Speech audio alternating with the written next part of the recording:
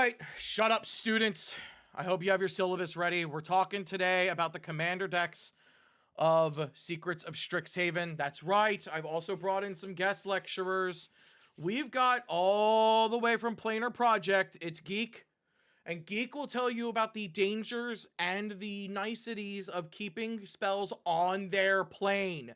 Do you have the Biblioplex? Yes. Do you have the Mystic Archive? Yes. Doesn't mean you should use them. We also have the Planeswalker Merrick Ulbricht, who is going to teach you about using colors you're not necessarily the most comfortable with. He's learned this from a Calden Mooney or something like that. And then finally, we have the guest lecturer that I'm most excited to have here. It's going to be Lev Dev, and they talk about everything going on with all the cards from main sets. So it's going to be fun to hear them talk about this topic today. So shut up, sit down, turn your books to page 1, and welcome to Dungeon Delving, folks, where we're going to be talking about the 5 commander decks from Secrets of Strixhaven. One for each of the 5 schools that are going on. I'm joined by some awesome guests today. I've got my co-hosts, Ryan and Geek, here with me. And of course, we've got a guest, a first-timer to the channel, but somebody I was very excited to have on for this year. So, one of my bucket list guests fulfilled. It's Lev Dev. Pleasure, y'all. Go ahead and shout yourself out, Lev. Well, for those who don't know, my name is Lev Dev. I'm mostly known for reviewing sets and such for big review threads. Previously, I was on the site that shall not be named, aka Twitter/X. But mostly now I do my reviews on Blue Sky and such, and I pretty much review every card of the set, tell you which formats they see play in, and make a bunch of card game observations of fun brewings and how to essentially play with some cardboard that's fun. Or not so fun, such as Vivi Cauldron last year. I don't know about you, but that seemed kind of fun to me. It's kind of like one of those, I think it's my reputation that I was the guy that pointed out Vivi Cauldron, and I'm like, oh no, that's going to be my legacy. Good legacy. Yeah, so today we're Anything talking... involving VV makes me happy.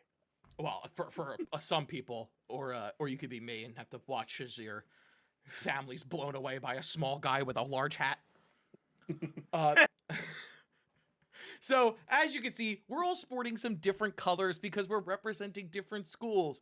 We do, unfortunately, have 2 math nerds, but they are trying to make sure we're representing all of the colors as well as we can. Geek and I are representing our schools as best we can as well. So, with that, we're going to be talking about the 5 commander decks. So, we wanted to do, I wanted to do this again when we were talking Tarkir Dragonstorm. Oh my god, last year. Oh... yeah, it's been a bit. Yeah, because like when we did the Teenage Mutant Ninja Turtles episode, we did the deck in with the main episode because there was only a single deck. That was fun and unique. But if you're doing Strixhaven, you gotta do all 5. Could you imagine if they did 3? No. I think it wouldn't. There would have been riots. The only way they could do that is if they make it like 4 colors, and it's like the colleges dueling each other, like Lorehold versus Witherbloom or some bullshit like that. I wish to have an Abzan Strixhaven deck, thank you. Geek is absolutely Witherbloom dying. Versus Celequill. But yeah, we got some fun decks here. We did talk about this a little bit in our Commander redesign episode where Geek, Jasper, and I redesigned the Marvel face commanders that have been revealed, and we got to talk a little bit about the Strixhaven commanders, the face commanders that were revealed at this point. But the decks have been revealed in their entirety. So the first thing we're going to talk about for these decks is the fact that we finally completed a cycle. We completed the Tango and Cycling lands, which is great to say. Sometimes also known as battle lands as well for some of those, which are, for those of you who don't know, the battle and Tango lands. The battle lands are lands that have 2 land types, and they enter into play untapped as long as you have 2 or more basics. And then the Tango lands are those are the Tango lands. Apologies. The Cycling lands are lands that have 2 land types on them, but also have cycling for 2 mana as well. We finished off. And fun random fact. Oh, sorry. No, go ahead. And fun random fact, they did like a weird secret lair where they reprinted all of them with brain dead art and such with the original cycle. Really? I didn't. I tried. Yeah. I don't know. Actually didn't know that. My attention span for Secret Nice. Lair is very, very limited. Well, for me, I have to review all the cards, so I have to look at all of them. Fair. No fair. The reviews are cool. I do So agree. that's the way I know. It's very interesting to see some of your viewpoints on them. So I'm interested to see what you have to maybe say about some of our cards that we're going to talk about today. And so the big thing that we're going to talk. So with that, we're all very excited. I'm actually really, really glad that they completed them. We got, I believe we got full reprints of all 5 in this commander set, which is really Yes. great to see. I know Geek is upset that the black green reprinted one, ones did not get new land, get new art. and they didn't even use the Lorwyn art. They used the EOE art on Infernal Fen, I believe it was, if I'm saying the Yes. correct one. Yes, they gave us new I art for Lorwyn, mean- but not for Strixhaven. I needed that one to have Strixhaven art. I needed it. I mean, you could just make an argument that the Strixhaven students decided to go on a space field trip. Can't do it. I can't do it. That doesn't. Nope. Can't do it. I will say, do you think that this is a long time overdue, or do you think that, like, did we wait the correct amount of time to get these? Overdue.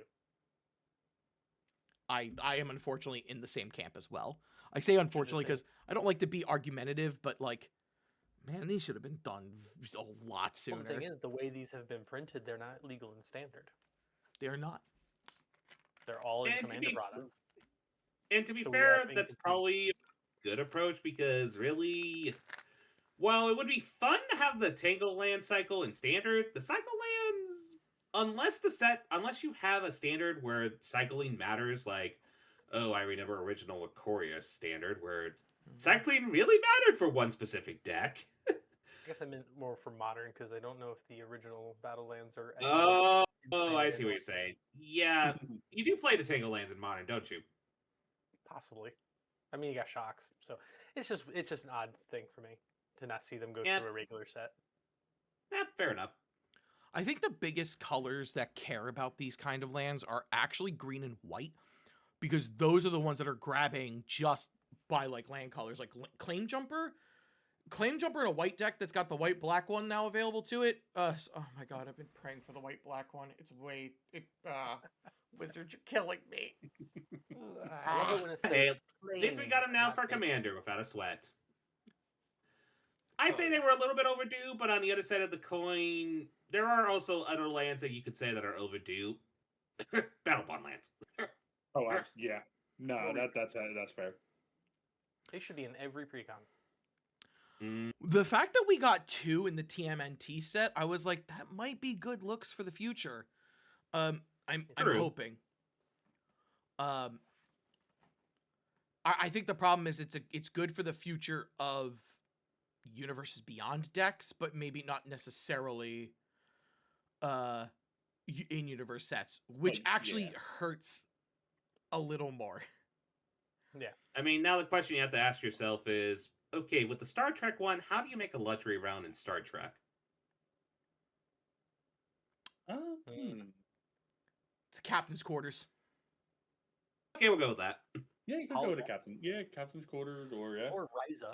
The other thing we're going to Right. talk Oh, about. that's a good one. Oh, the other thing we're going to talk about, we're going to keep talking about lands for a hot second, because we actually got a new cycle of lands here Hey, that have well, we been. got half of it.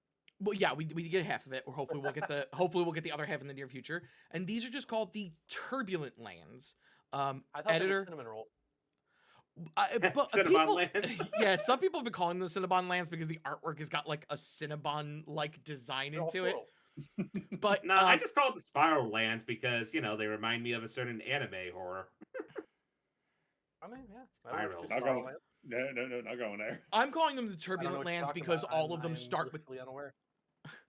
I'm calling them the turbulent lands because all of them start with the word turbulent in some way, shape, or form. And That's these so easy. enter into We're play. Magic players. We have to make it complicated.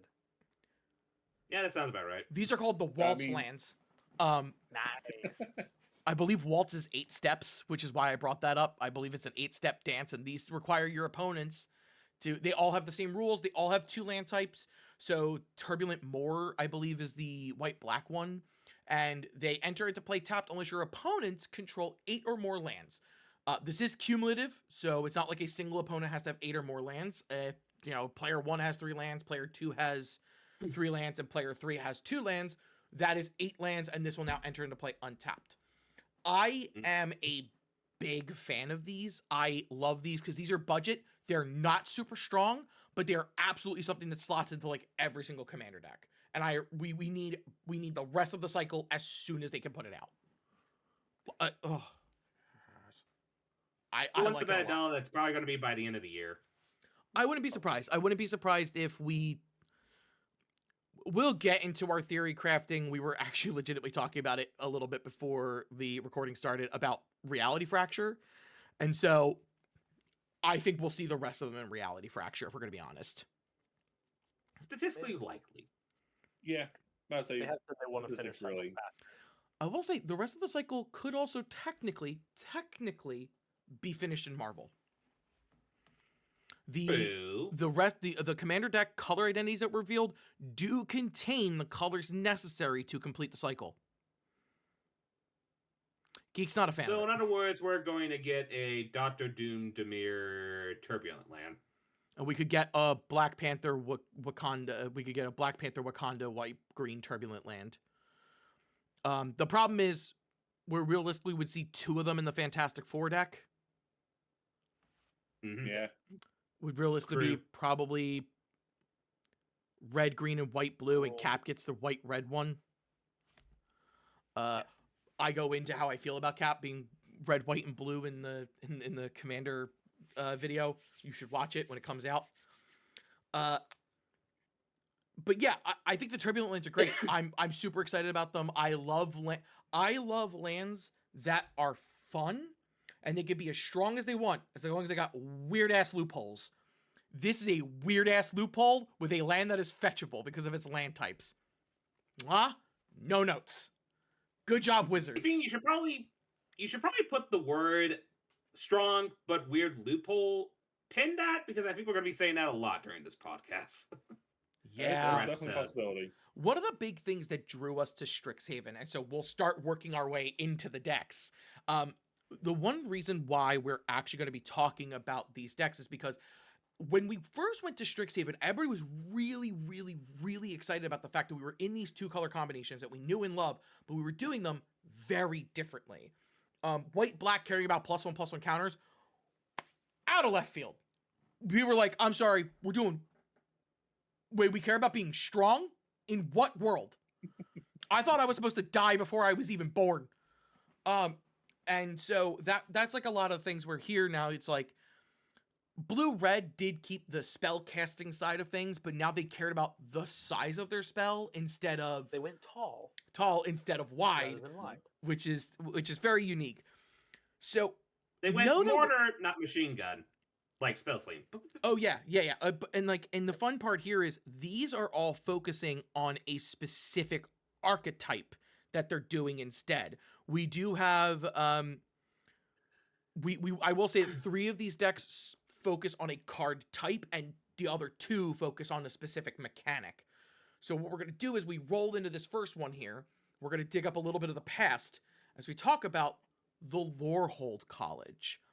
I believe Geek and I are going to split this, and I know that he does not like the first commander that much. So we'll talk about the man who's supposed to be the head of this deck is Quintorius, History Chaser.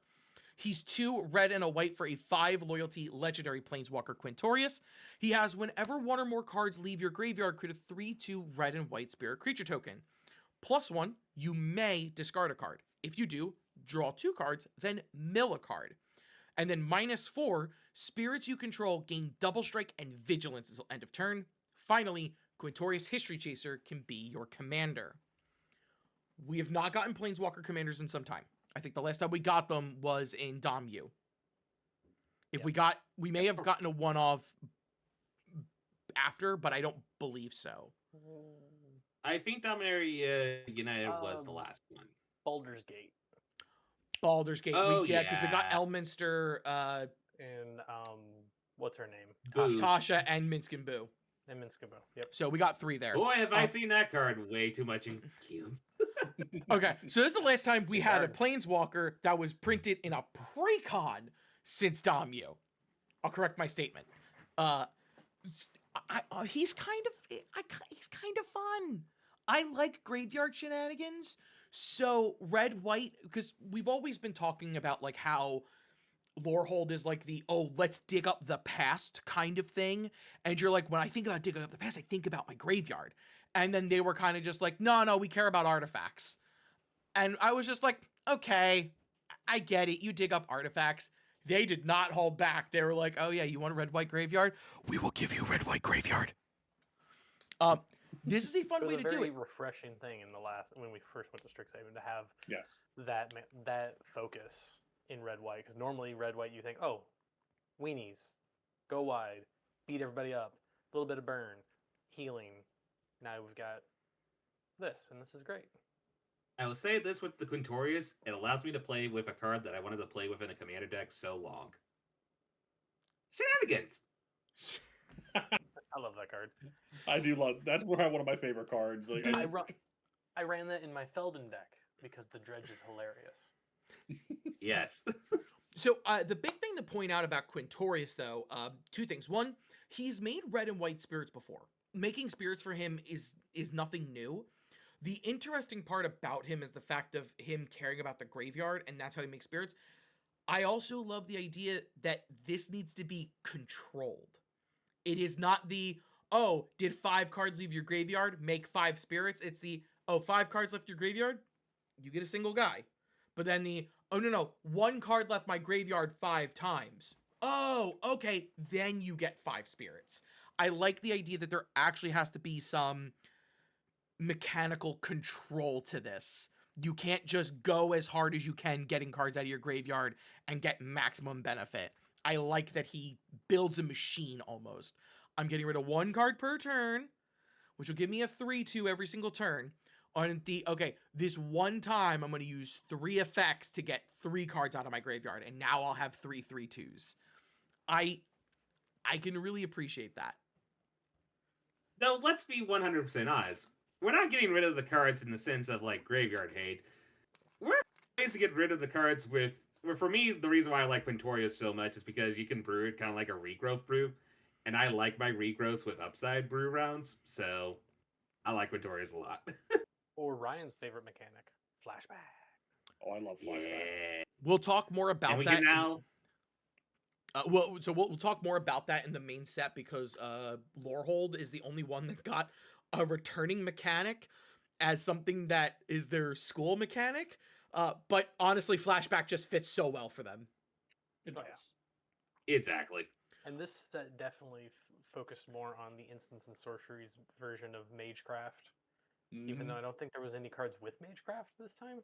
No, But not a they single one. definitely leaned No, I bet I more- didn't see they any. leaned There more may into be- instants and sorceries. There may be a couple like reprinted in the commander decks, but because I can't think of like the full lists off the top of my head for all of them. But like we have the ability to just throw those in there. As far as mechanics that white and red has to get cards out of the graveyard, we have escape. We have just returning the things to the battlefield. We've got flashback. Their jumpstart. Yeah, Yep, you got jumpstart. You got rebound. Oh no, rebounds from exile. Never mind. Doesn't do it. But like, yeah, there's plenty of stuff. I think encore. And then just regrowth effects. Yeah. Archaeomancer. And probably the cutest thing you could do with it, if you target creatures, I hate to say this, but Ghost Vacuum, when you actually release the vacuum, when you put all the creature cards under it, they're all spirits. Oh yeah. Yeah, that's the other thing about Quintorius is that he is, technically speaking, for all intents and purposes, he is just a spirits commander. Pretty much. If you for my fiance Shannon, I'm sure she's gonna want him as like, because let's be realistic, you could do just a bunch of spirit shenanigans and then he literally just ends the game and he's sitting in your command zone the whole time. Your entire group, Yeah, your pretty entire much. pod has to go, oh, you're doing red-white spirits. I could lose at a moment's notice because you give them all double strike and vigilance. Great, cool. Now I have to be prepared the whole game. And the best part is, technically, even if you can't, like, do the finishing turn, you could still just cast Quintorius and still be a card draw engine. Yep. Which, for a go-wide aggro deck like Spirits, having an access to a convenient card draw engine on a Planeswalker is pretty good. Yeah. And there's one final thing we'll add into here before we start talking about the backup commander, Excava, is, and I can't believe I finally get to say this, Wizards. Amazing job on the reprint values in these decks. Because holy shit, they did it. We got some awesome reprints across all of these decks for some amazing value. Moonshaker Cavalry was reprinted in this deck. Perfect. Hell yeah. Yeah. Also, and new artwork on it looks phenomenal. I always love new artwork that matches the plane. Oh Yeah. No, the Actually, Moonshaker I think- Cavalry Isn't art. the Quintorius Precon the one that has the most high-value reprints, if I remember correctly? It's either that or the Silver Quill one. if I remember correctly. One of the two white ones got the best one because the Silver Quill deck Land has got tax. land tax in it. Of course. Yeah, and Yep. so And there was like one random Quintorius card that I'm legit brain farting on, but it's like a $20 card that I'm legit brain farting on. it. Oh, it's the artifact germ token thing that's essentially does the land fetch thing. That was previously Nissa's arm. Oh, Bitterthorn. Bitterthorn. Bitterthorn. Nissa's Bitterthorn. Animus. Yeah, that Bitterthorn apparently was a $20 card previously. Yep. Because it just goes everywhere. Like you can just slot No, it into does. anything and it's gonna work. Equipment Actually, decks I need love to get it. a copy for Nariv, actually. No, you Note don't. to self. No, you don't. I Every mean, I mail need to service get all don't the ship this custom to him. tokens. So yeah, I mean, I'm picking up all the precons. I just get the one out of Quintorius. that's fair Fair. actually. Geek and Ryan, any final moments? Any final thoughts before we move on? Everybody said everything. It's a cool Kindred Yeah. commander. It's a card draw engine if you need it. It's Lorehold. It's the other side of Lorehold because the last precon was more focused on artifacts. So this is Yeah. definitely got a little bit No, more in this, solid. which is good. He's a solid Planeswalker commander, which we, aside from like Baldur's Gate, we haven't seen many of them in recent time. There is one deck I am considering Quintorius for, believe it or not, and it's not. Well, it's technically a Spirit deck. I'm considering it in my Changeling Matters deck, actually, Oh well, yeah. because everything I is mean, a yeah. Spirit. Okay. And that deck does run Dina, which essentially doesn't mind when cards go to the graveyard to bring it back, with essentially since they're Termagoys. Nice. Hey, welcome to the first and last episode Lev Dev will ever be on. We're gonna Let's be frank. That's the reason you brought me here. Let's be True. completely honest. we're gonna dig ourselves out of this That hole. makes a really Maybe cool even deck, I can tell you. we're gonna dig ourselves out of this hole. Maybe even excavate ourselves out. Geek, Let's go ahead and talk about the backup commander, Excava. The backup commander is Excava, the Loot Risen Pass, 2 and Lorehold for a 3/3 Spirit Horse with flying and haste. Whenever Excava attacks, return up to one target artifact, creature, or non-aura enchantment card with mana value 3 or less from your graveyard to the battlefield with a finality counter on it. It's a 1/1 spirit creature with flying in addition to its types. So we have many slightly more restricted kind of side grade Sun Titan. There we go. Yeah. We discussed this a little bit. Oh, sorry. Your thoughts first before I speak. Exactly. So it's a mini, slightly restricted Sun Titan. That's also technically Spirit Kindred because it does make it a spirit. It doesn't necessarily have to. It's just a. This is more on the let's just reanimate things or dig up the past thing, which is kind of cool. I like it better than Quintorius. You don't need Shadowfax in this deck, so that's cool because it already has haste. The artwork's cool. I like it. This is fun. One of the big things that we brought up, because Geek and I were talking about this a little bit yesterday, actually, when we were discussing this commander, Probably. that There's no restrictions. It doesn't say non-creature version of any of the other card types. So if you want to bring back an artifact creature, you know, the finality counter does dampen just a little bit of what is capable of that. But like, if you bring back a Darksteel Citadel, it's a 1/1 indestructible flying spirit land. Absolutely true. Oh, and one little thing. Solemnity. Yeah, that's kind of Yeah. it's kind of a kind of you have to. Yep. Yeah. And you can bring it back. That's a way as to a tier. get those finality counters. Also, Or you could be like the degenerate and run the like white enchantment that makes the moves counters from one target fiend to another target fiend and gives one of your opponent's fiend a finality counter. oh, Well, pointed that's a way to get defense. around it. Good I job, think it Lev. might be. You could What also, can I say? I'm about to say, you could also do the thing of like just nesting grounds, which allows you to move counters. True. Granted, yeah. it would move the finality counter from one thing onto another.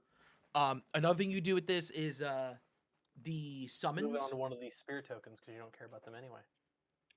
Yeah. There you go. Summons are another thing you could do with this. Summon Brynhildr from Final Fantasy. Oh yeah.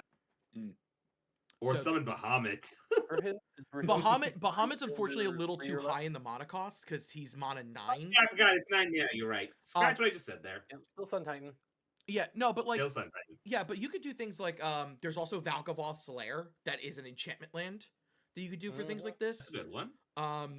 I think that the idea of limiting it to 3 is a good idea, but ultimately that's not the restriction you think it is. Sun Titan is in so many decks, and this guy is slightly bit more limited version of Sun Titan. Yeah. Oh dear, I just now realized something. What's that? You can bring Urza's Saga with us. You absolutely can bring back Urza Saga. Yep.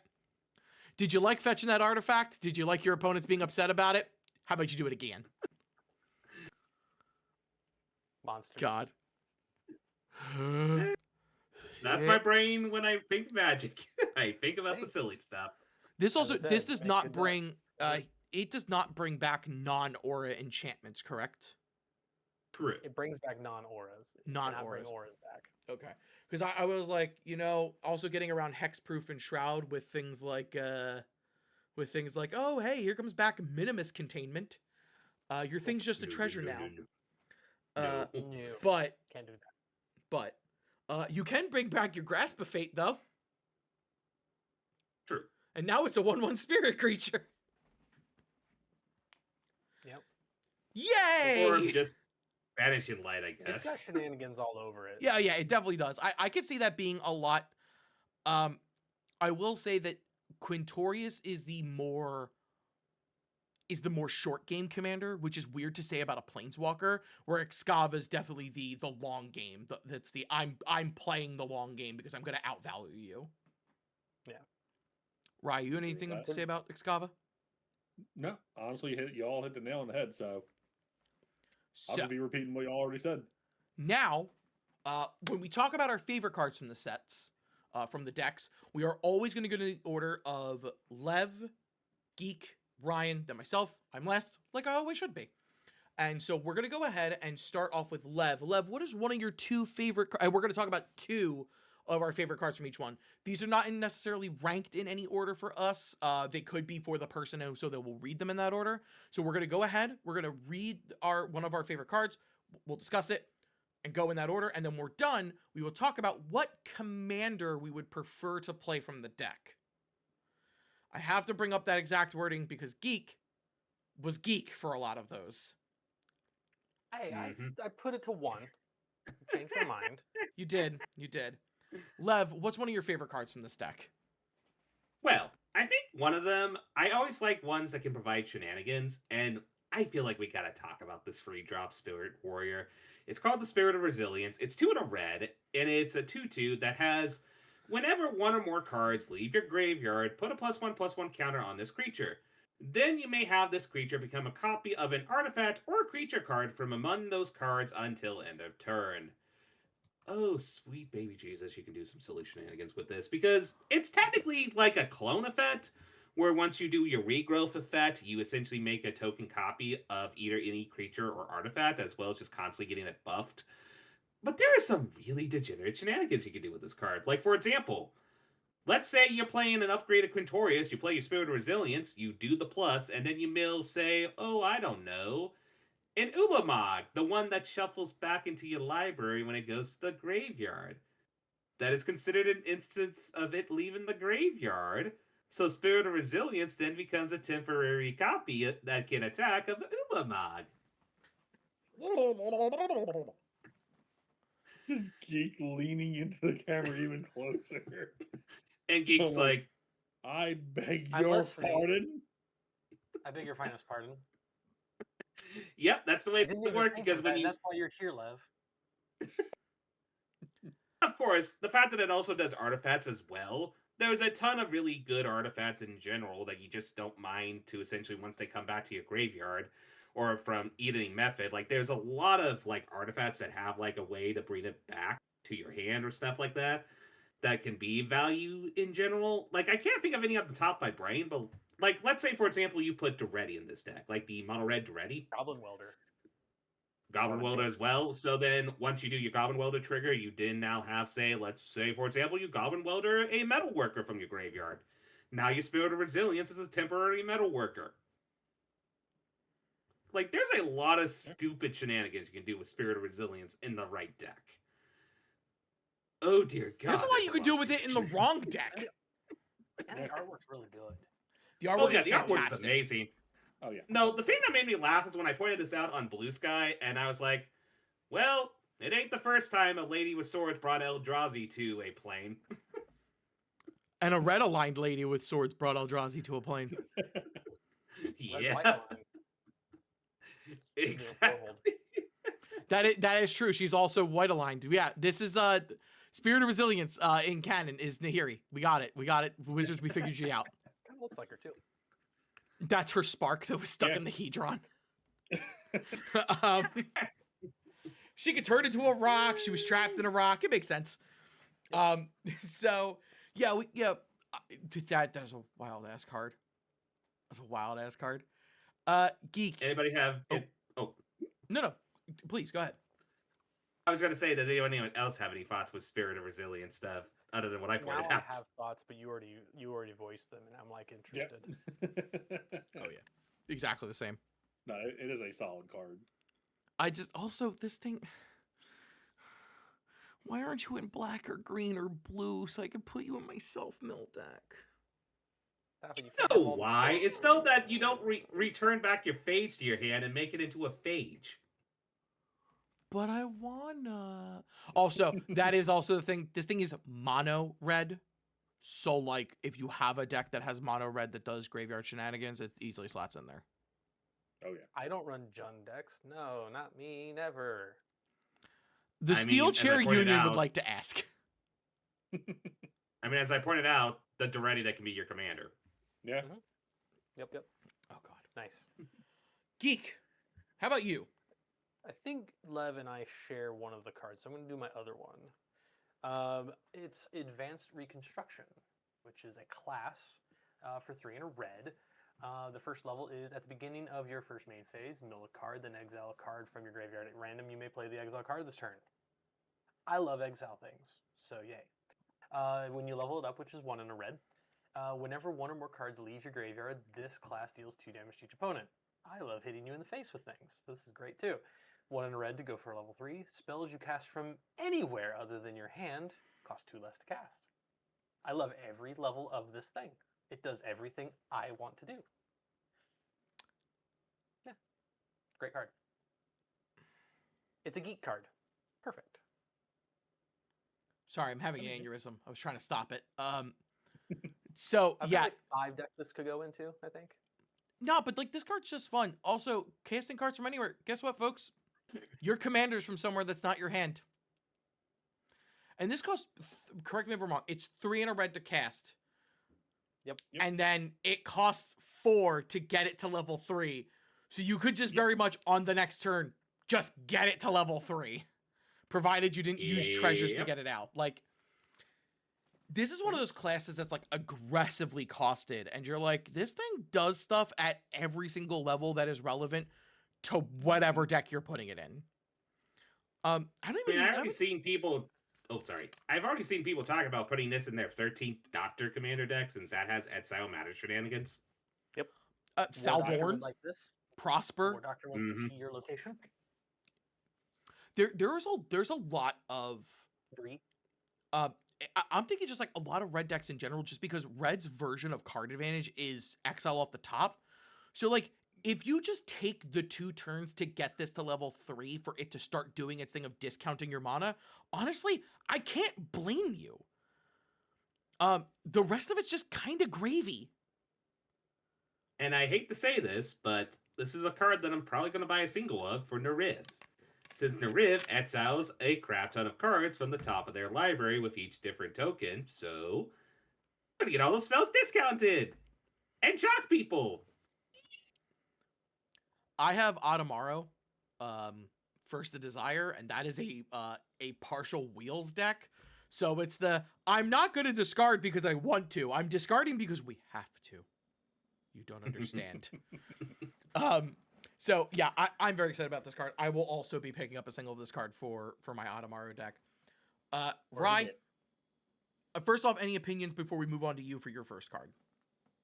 No, honestly, again, only thing I probably say is like I'll probably pick up a single at least because like I do want to rebuild a Savin deck, and like I said, Flashback's one of my favorite mechanics. I would benefit from this greatly. Hell Awesome. yeah. Alrighty, Rye. Number one for me, I just noticed this card while I was going through the list again and kicking myself that I didn't realize it sooner, but I did update my. So my first one is Vanguard of the Restless. 2 and a white for a creature spirit knight. Flying spirit you control get +1/+1 for each time you cast your commander from the command zone this game. And then whenever a spirit you control enters, you may pay 2 and a white. If you do, return this card from your graveyard to the battlefield. And it's a 2/2. Honestly, it's a decent card. It buffs your creatures. It benefits it's not just a one-time buff. It's every time you cast your commander. So you're casting Quintorius at least twice. They're getting +2/+2 instead. That's great. It's a great Anthem creature, and it can recur itself. And literally in the deck, like it says, whenever spirit you control enters, you have a commander that just makes spirits for cards leaving the graveyard. It's just battlefield. It doesn't even go to your hand like most effects like that. yeah, That's it goes wild. right back to the battlefield. It just recurs itself. It's phenomenal. Like And it's- 3 mana. Oh. No, you good. No, you go. I was gonna say 3 mana for a 2/2 flyer.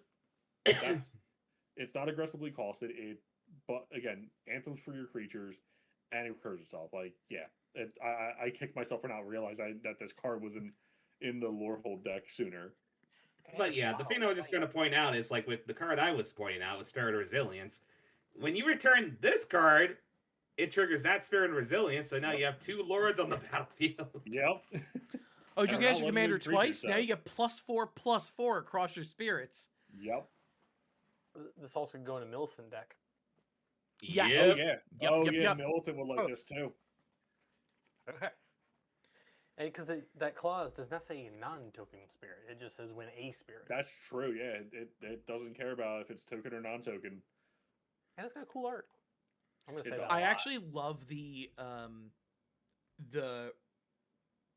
like the synergy that this card has with both commanders that are of this deck.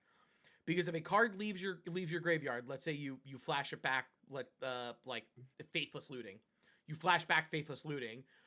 Quintorius sees that, makes you a spirit. That spirit entered, so now you can pay the mana to bring back the original spirit to then make you another spirit.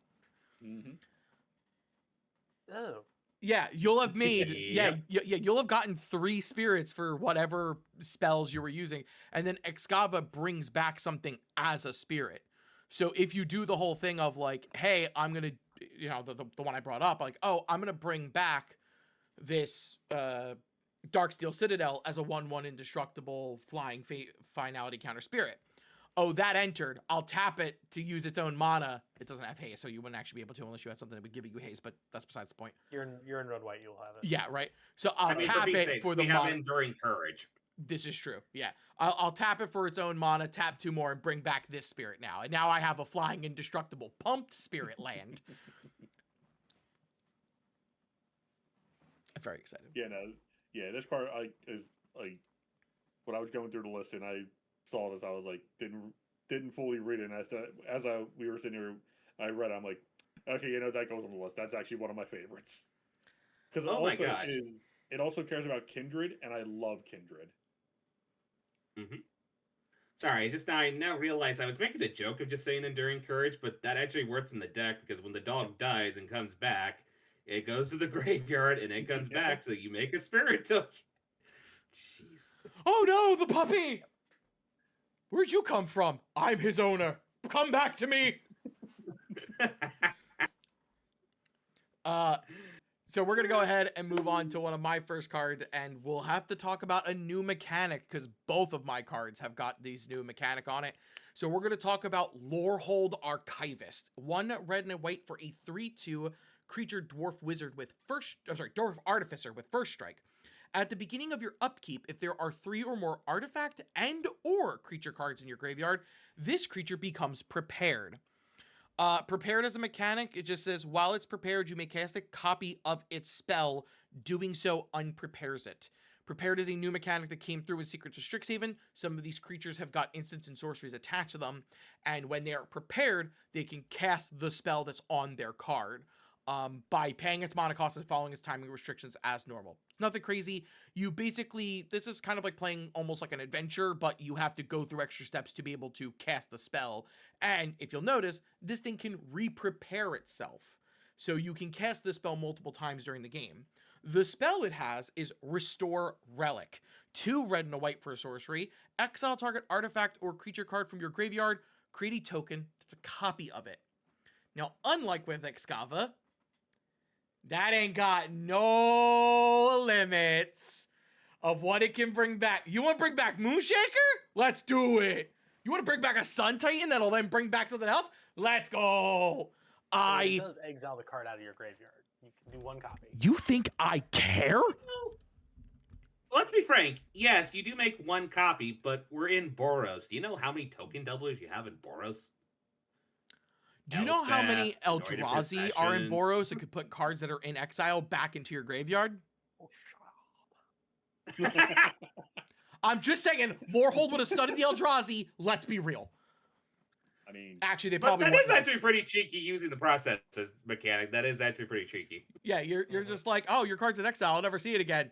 Eldrazi, yes, you will. Don't doubt me. But yeah, this is an awesome effect. I love the idea. I love using my graveyard.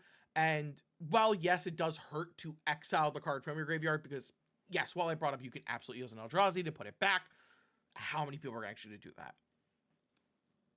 Who knows? Maybe you keep 1 or 2. Well, yes, I would. You keep 1 or 2 of them just for that purpose. But honestly, that's just a really fun effect. And 3 or more creature or artifact cards in the graveyard, that's not so hard to do at all. No. I play Gimbal. It's very easy. It's I just love everything. First, and also a 3 mana 3/2 with first strike is it's really good value. Another ability, because I don't believe this would count as a spell from anywhere that's not your hand. So Geek's card would discount this. So it would be a red and a white. Exile something from your graveyard. And correct. All prepared spares are cast from exile. And unlike some of the other things that we run into where you're like, oh, I have to exile the card. If they counter it, then I don't get anything. And I said, no. The resolution of this spell is I exile this thing and I get a copy of it. You have to stop it now or you're not stopping it at all. Also, you can just bring back Portal to Phyrexia. Yeah. Oh, look what I found in the ground. Can we not? Do we really need to repeat a Brothers War effect?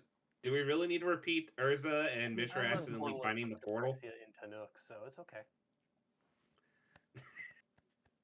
3 mana for a Portal to Phyrexia is really good. It's 4 mana, in all fairness. Well, not if you use my card, then it's only 2. Oh, that's true. That's Even so better than true. Chinook. Yeah.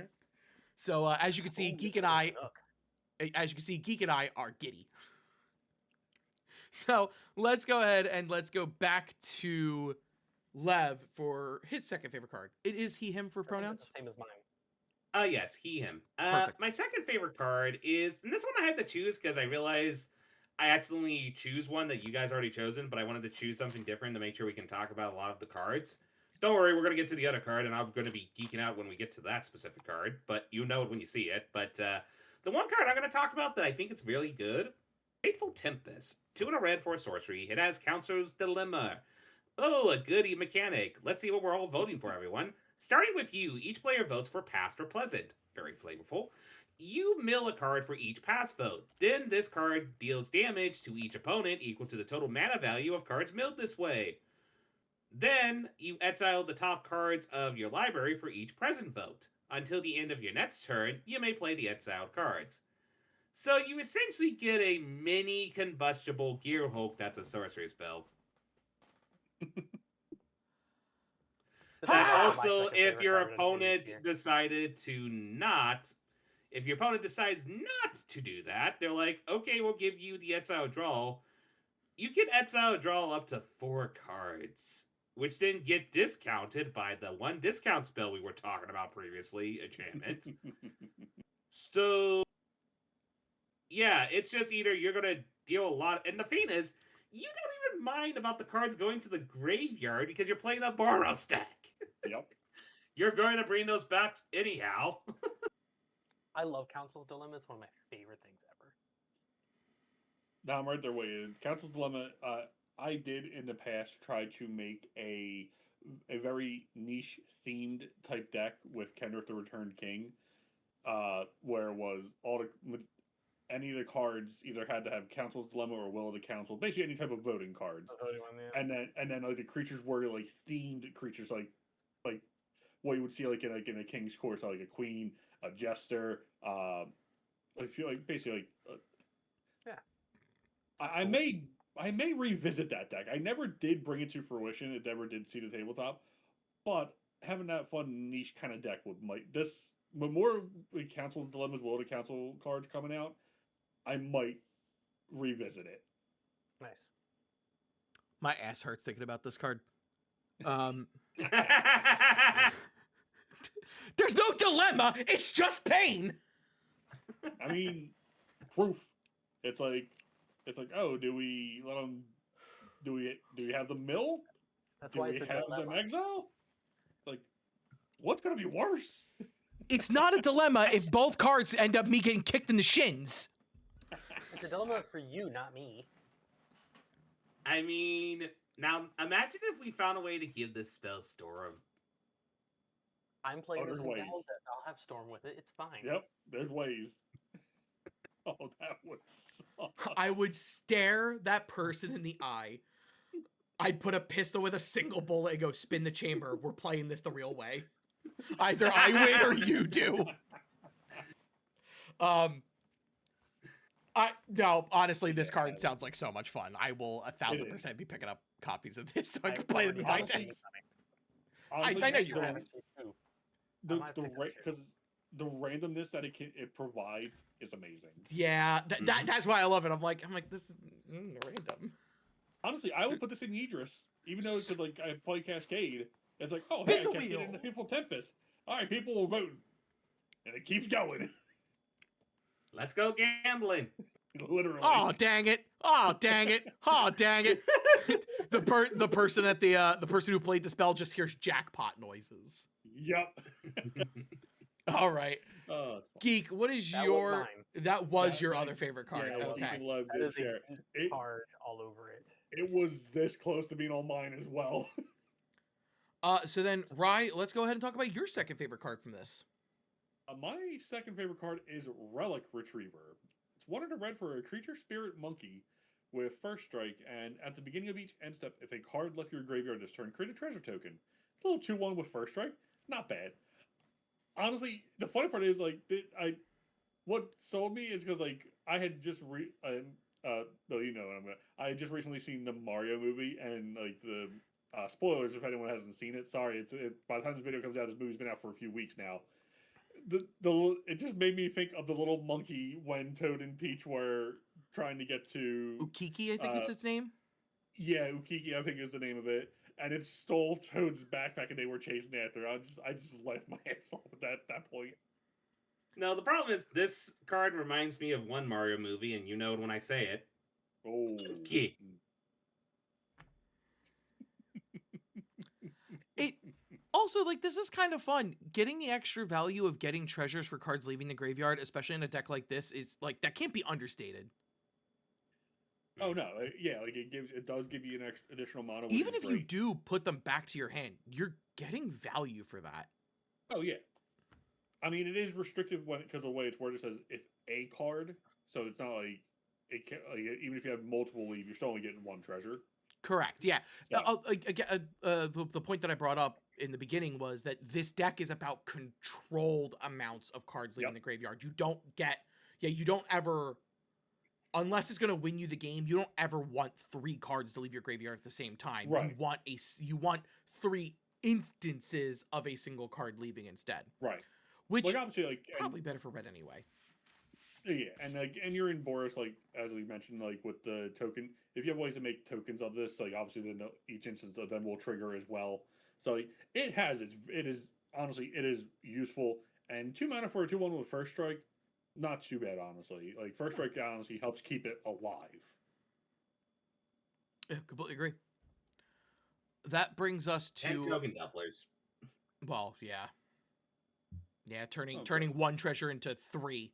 Or even 2. Or Academy Manufacturer. Yeah, and actually turning it into a clue, a treasure, and a food. Yeah. What can I say? Yeah. I like my free drop artifact. That should probably be a game changer. Honestly, and with don't it being disagree. an artifact, Excava can bring it back. Yeah. That brings us to my second card of this deck, and then we'll do the quick go around of who we would prefer to play at the head. This is Noctamoon Lore Spinner. It's 2 and a red for a 3/3 Jackal Wizard. At the beginning of your upkeep, if a player has 1 or fewer cards in hand, this creature becomes prepared. And its prepared spell is Wheel of Fortune! 2 and a red for a sorcery. Each player discards their hand, then draws 7 cards. I would love if this was a wheel with a choice. I don't necessarily love telling my opponents to discard their hand. But the 2 big things about this that I absolutely love is the fact that 1, this thing does not come in prepared, which is a little unfortunate. But it's so minor. Because if you have a single card in your hand, when you go to your upkeep, it will become prepared before you draw your card for the turn. So you can prepare yourself for you to wheel. True. That makes me violently happy. Plus, also, it's nice to have access to a spell that doesn't make us have to spend $400 on a card. This will only be like $4. That is true. I will admit it. I am probably one of the. I have a love-hate relationship with prepared. I think it is good. I agree. Like on the side of it, because yes, they're getting around the reserved list technically by they're not quote unquote reprinting the actual card. They're giving it the ability to a creature, which is good because then the cards are going to be more readily available for people to use. And you also do have to jump through some hoops to benefit from it. So I think it's good. It's definitely interesting, and I want to see prepared in action first before I make a full say oh I like it or I hate it. I'm 50-50 on it right now myself. And like I said, we put that pin. Something that is weird to jump over, but gives you a powerful reward. Yep. But I will also say, with this card, I like it because there is 2 approaches you can go with this card. You can kind of do like the group politics way and being like, oh, well, opponent, I noticed that you need to redraw your hand. Do we all agree to do this and such? And, you can do it a politics way. Oh, yeah. You can also be kind of the mean girl way of this and play cards like Narset and such and make sure when you do the wheel that people are going to have 1 card in their hand so that you can consistently trigger the Wheel of Fortune. Lev, Or just have shut up. I'll just have Shelly out. That too. Hey, everybody, lose 14 life. Yeah, no. I'll gain 14. Like I said, you can be a nice guy with this card, but you can also Or you be can- you a can- mean son of a gun with this card. Yep. We allow cursing on our channel, Lev. If you don't curse, that's fine, but just wanted to let you know. Oh, okay. In that case, I just wanted to be safe because I didn't know. Then you can be a son of a fucking bitch if you with this card.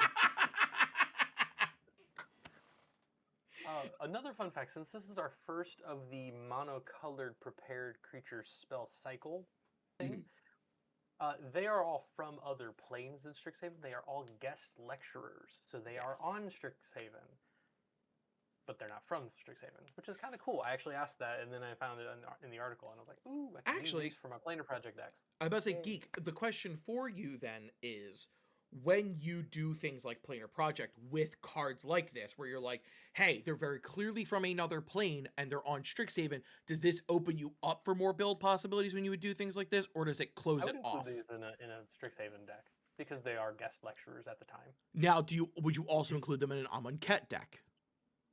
Because they're from Amonkhet. Probably. Okay. So you're a very big proprietor of these things then. Yes. That's why I was so upset that those one lands didn't get updates. Oh, yeah. Right. Yeah, that makes I understand sense. that. This card jumped out at me due to my Automaro deck, where Automaro First Desire's rules text is his power and toughness are equal to the number of cards of the opponent who has the most cards in hand. So when people are getting low, he's not that strong. So, you only have 3 cards? That's okay. I'll fix that for you. But I don't want him to be a 7/7. Oh no, I've already tapped him out and cast the spell. Oh no. Remind me not to play my Niv-Mizzet deck against... Oh yeah, because Automaro's gonna be like a 40/40. Automaro's gonna be like, so much power! So many pictures on Blue Sky of me, like, with my deck in hand going, And then me in the background just raining spin downs on top of Automaro. I just could. I just see the unlimited power meme. With Unlimited.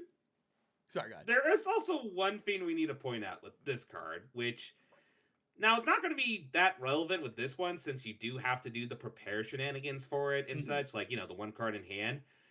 Since you are considering casting an instant and sorcery, there are cards in this set that do come in prepared. We'll talk about that later, but Displacer Kitten. Yep. You want to recast that spell? Blink your prepared creature, and you get access to that spell again if it enters in prepared. Yeah, I was about to say it does say the Displacer Kitten again. Right. Look, oh no, Displacer Kitten when broken with a piece of ham. It doesn't even need the whole sandwich at this point. Yeah, like, now granted, it doesn't work with this card, but I feel like that is one giant cat we have to, well, actually more of a small cat that we had to talk about in the room with these prepared spells. Another one of the cards that's it's much better than its parent, and we don't know why. I mean, WotC always has a knack of making the baby cards more powerful than the actual adult cards. Yeah, Owlbear Cub, Badger Mole Cub. Yep. Yeah, I love this. I love the idea, and I'm also very much I'm more for the political side of this card, where it's like hey, how do you two like your hand? Because they're clearly the threat, and I have nothing. And if they're like, yeah, no, I could absolutely use a fresh 7, then it's like, cool, I'm prepared. I'll tap the 3. Let's wheel. And the person who's the problem is just like, damn, fine, draw. But yeah, no, I love this thing. So then we'll go real quick around the table. Lev, who would you prefer to play in the command zone? Look, I like Quintorius as a character. I like his stories. I even liked his recent story where he apparently helped stop a tomb robber, which is a cowboy from the Outlaws of Thunder Junction. Go read the side stories. And I do love the potential shenanigans with this. This is probably, I'm going to get an extra copy of Quintorius to throw in my Changeling deck, as I previously mentioned. I like Quintorius a lot. It's a fun brew round. Yes, it's a Planeswalker, so you have to go through the shenanigans of, oh, your Planeswalker's a commander. Everybody's going to try to attack it because people don't like Planeswalkers. I mean, heck, we're probably going to have this Planeswalker constantly get eroded, if we're being quite frankly honest, but that's another story for another day. But, yeah, I like Quintorius a lot. I like token shenanigans. I like the card draw engine aspect of it. Good meatball. Geek. I would play Layla or Lelia. I try to make guidelines, folks. I try to give you somewhat structured content. And I'm then a Geek red kicks me player. in the I don't balls. care. Hey, you're lucky. I had 3 of them this way. I know you did. I called you out on it. I was like, you can't do this to me. Come on. Please. I can do this to you. I was You just being absolutely nice. could. Rye, what about you? Honestly, after looking at both of them, like I'm probably leaning more towards Quintorius. Excava is definitely interesting. I like the idea of it, but I think I would probably go Quintorius. I'm the oddball here. I would prefer to play Excava. I like the idea of reanimating stuff onto the battlefield. There's a lot of shenanigans you could do with that card. Quintorius offers win agreed. cons where I just look at Excava and I'm just like, value. So, If you question. forced me to use one of the 2, I would also use Excava. Is that Okay. bad? How many people, when playing Excava, since it's a horse commander, will be playing Pink Pony Club while they play the deck? I don't even like Chapel Ronin. I'm playing it. There's a hot take for you. I like I'm not Chapel really. Ronin, and I will play it. I'm not really Yeah. the biggest fan of Chapel Ronin. I don't hate her at all in any way, shape, or form. I'm just not a fan. That will Fair move enough. us into the other deck that's not 100% supported here, and that is Prismari Artistry. Ryan has relented to Lev Dev to read our Quandrix deck. Quandrix. So Ryan is going to be reading our Prismari deck. So Ryan, who are our 2 commanders? Who's the face commander? So the face commander is Rutha, Mastering the Moment. 2 blue and a red for a legendary creature orc sorcerer. Power and toughness 3/4. At the beginning of combat on your turn, if you cast an instant or sorcery spell this turn, create an XX blue and red elemental creature token with flying and haste, where X is the greatest mana value among instant and sorcery spells you've cast this turn. So, pretty much, it's your typical red-blue spell slingy. But Rutha does care about the amount of mana spent on it. So if you honestly, X spells play a huge factor. Yeah, you want to go large and wide with this if you can. Treasure Cruise is a fun spell, ain't it? And Treasure Cruise definitely will do it because That could be 1 mana for an 8/8 flying haster during combat. Yep, because Also, an 8/8 haster that doesn't get sacrificed at the instant. Oh yeah. Yep. it don't leave, Blue it influence stays. for you. Yeah. Don't get me Mhm. wrong. You could easily still go the route of doing the small spells and making smaller elementals, and then maybe doing, because I'm one of the first spells that jumps out at me if I were to build Rutha, I'm putting the Spirit Bomb from Kamigawa in there. Mm. That's a 12 mana spell that does Yeah. 10 damage to any target. I'm gonna hit you in the face, and then I'm gonna hit you in the face again. Rutha just standing there, the elemental coming up behind it. What are you gonna do with those? I don't know. What should I do? I'm crazy.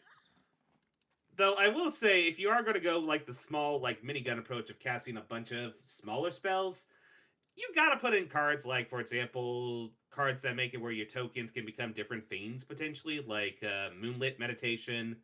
Mhm. Let's say you put that on a Goblin Electromancer, and now every time you cast a spell, you get a token copy of Goblin Electromancer. Yeah. That is Well, also- actually, no, that doesn't work because it only triggers it once, but it's something to keep in mind. I'm also thinking the spells that will return instants and sorceries from your graveyard to your hand. So this way you can Okay, I'm answer. consistently. Yep. Deep Analysis.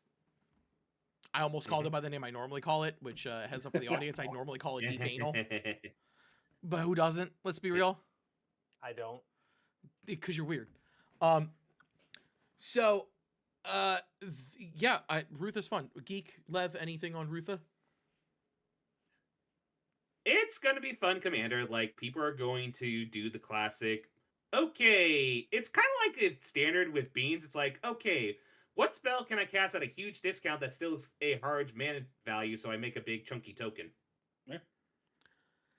I'd probably put her in the 99 of the deck. I would not have her as the lead.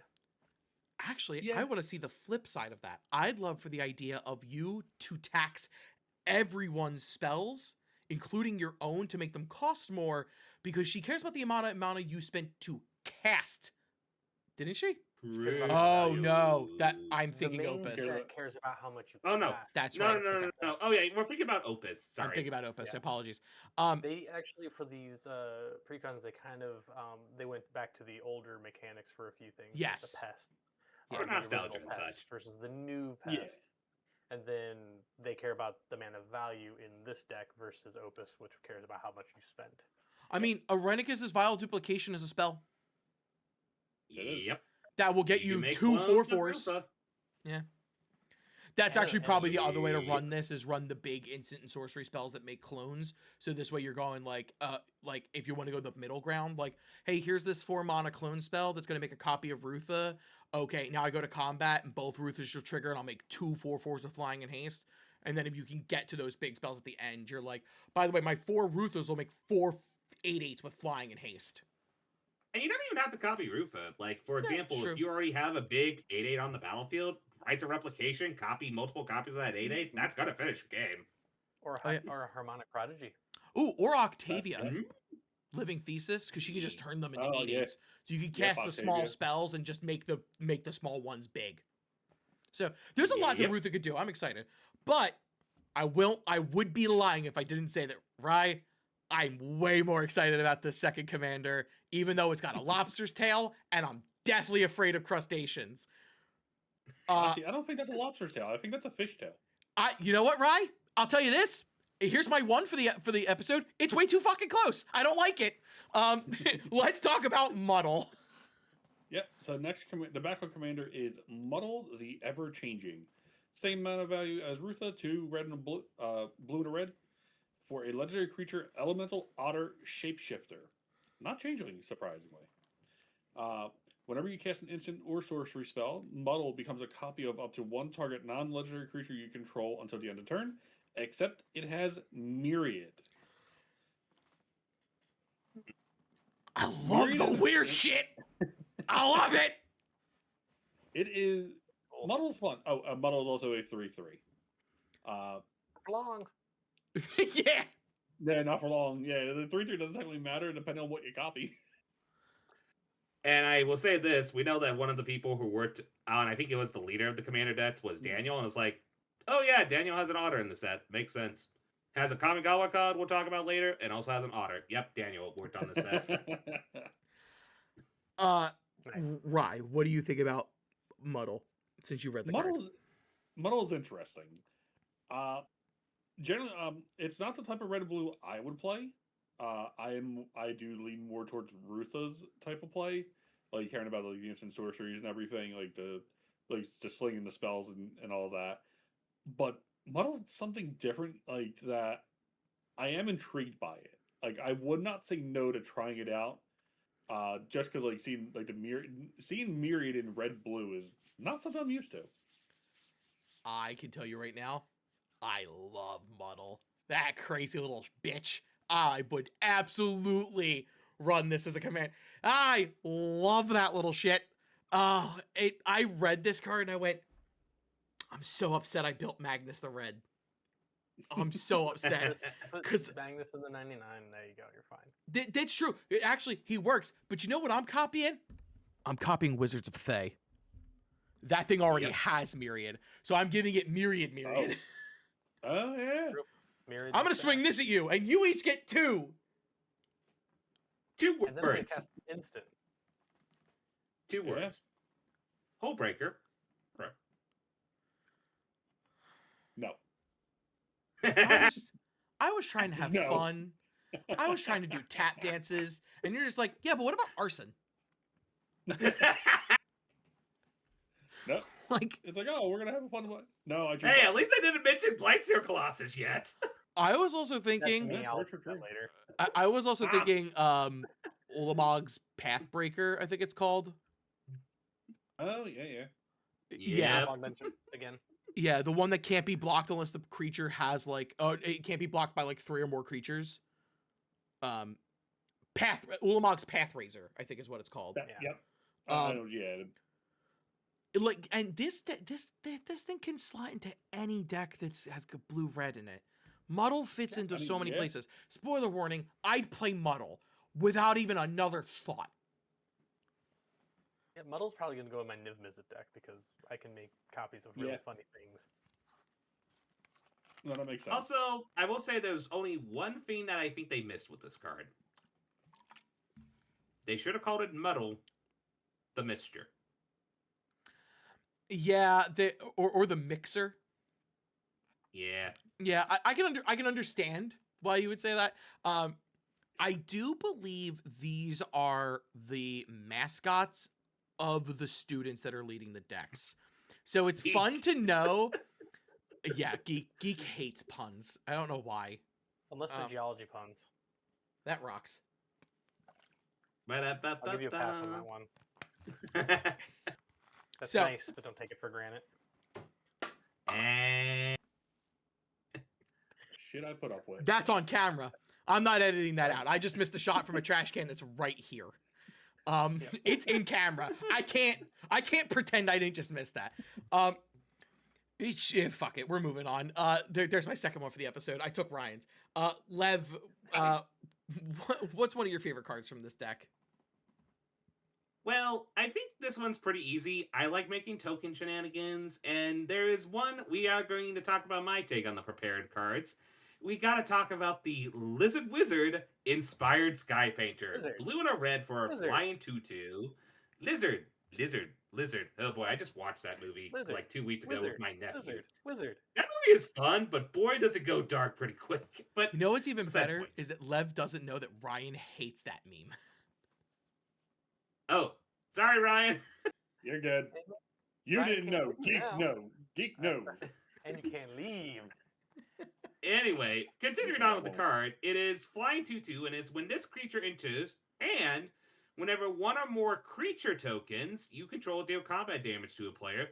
Gee, it's like you're making a bunch of evasive flying tokens in this deck. This creature becomes prepared, and it gives you access to Maestro's Gift. Free blue and a red for sorcery. Create a token that's a copy of a target creature you control. That token gains haste until end the turn. So you're telling me that once I make sure that I can get this prepared, and I can get this prepared the minute it comes into the battlefield, I can make a target copy of any creature I control on the battlefield, and it gains haste. We already talked about Brightsteel Colossus, but there's also cards that essentially just have powerful ETBs. Maestro's Gift is a really great clone, and the fact that you can constantly repeat it. And the best part is, you can make an evasive clone, and then just attack into someone, get the damage in, and get the spell repaired again. So next turn, you make another copy of your best creature clone. I love this little lizard. It's a good card. Now, the catch is, it is very vulnerable being a 2/2, so it dies to anything, but if you can at least get one cloning off this, it gets the job done, in my opinion. Oh yeah, absolutely. I can agree with that. I love that effect. That effect is very funny to me. Now, I will say one thing. The silliest thing you could probably do with this, I will say, is the way that the spell is worded. If you have like an infinite mana combo, remember it says target creature you control. This is a non-legendary creature. So you can create a copy of Inspired Sky Painter, then have access to the spell again, make another copy, and make a bunch of lizard, and win the game with the meme. Sorry, Ryan. At least Lev apologizes for it. At least I'm not. Lev apologizes for it. Yeah, Geek never. has no remorse whatsoever. Yes, that is something to point out. There's definitely the fun way to do this, which is just like, hey, look at that giant creature token that Rutha made. Make a copy of that thing, or you make a copy of one of the myriad tokens that you made from Muddle's thing, and now you keep an extra copy of that creature it copied around. There's a lot of fun, weird things you can do with this. It is sorcery speed, right? Yes. Yes. You can't do the Yeah. myriad token. Thank God it's sorcery speed. Oh, you can. This was- Just it's called Red Wizards of Thay. You can Fair. yeah, sorceries at instant speed. Yeah, but not normally. Not normally. You are correct. I will give you that. Not normally. That's just fun. I love weird little cards like that. You're just like, how do I make this go? Oh, I need to put like this this. thing in my Azula deck. Oh, you do. yeah. Yes. Oh, my playgroup's gonna hate me more Hey, than they geek. already do. Yeah. Geek. What is one of your favorite cards? My first one is Renegade Bull. It is 4 and a red for a 0/5 creature ox with trample. It only has 0 power though. Whenever you cast an instant or sorcery spell, this creature gets +X/+O until end of turn, where X is that spell's mana value. And then, whenever this creature attacks, exile up to 1 target instant or sorcery card from your graveyard and copy it. You may cast the copy without paying its mana cost. Huh. And that Oh. stacks with every other spell you cast that turn. Okay. This is another card I can put in Azula. Because that happens on attack. And that means she'll double it. Sorry, I've gone quiet because I'm thinking about my life choices and they aren't good enough. Yeah, this Also, is just rough. do some shenanigans where you have you infinitely cast a spell or something, or like dramatic reversal or something, and then just bean someone with this guy. I'm casting the Spirit Bomb.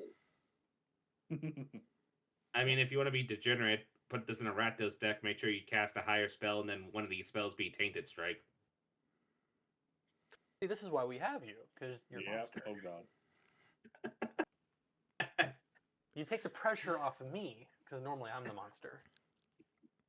Hey, I like to be a little gremlin when I have the chance. We are going I to try did to rebuild my move. Gimbal deck, by the way. We're going to try to move Speaking of just a little bit faster because I don't want to fucking talk about this deck anymore. Speed round. Speed round. Ryan, Ryan. what's the next one for? What's yours? Mine is Fury Gale Flocking. It is 8 red for a sorcery. This spell costs 1 less to cast for each instant sorcery card in your graveyard. For each opponent, create 2 3/3 blue and red elemental creature tokens with flying that attack that opponent this turn if able. They gain haste until end of turn. Nice. As I mentioned, in red-blue, I love the big spells.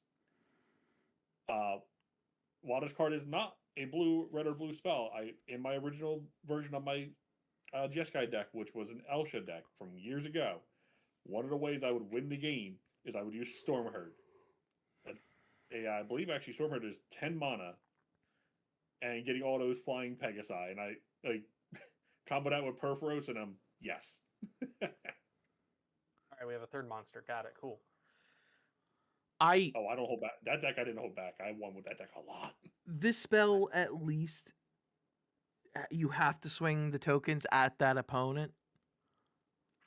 If I'm looking for any kind of silver lining in this bloodied slide that is going to be my face eventually.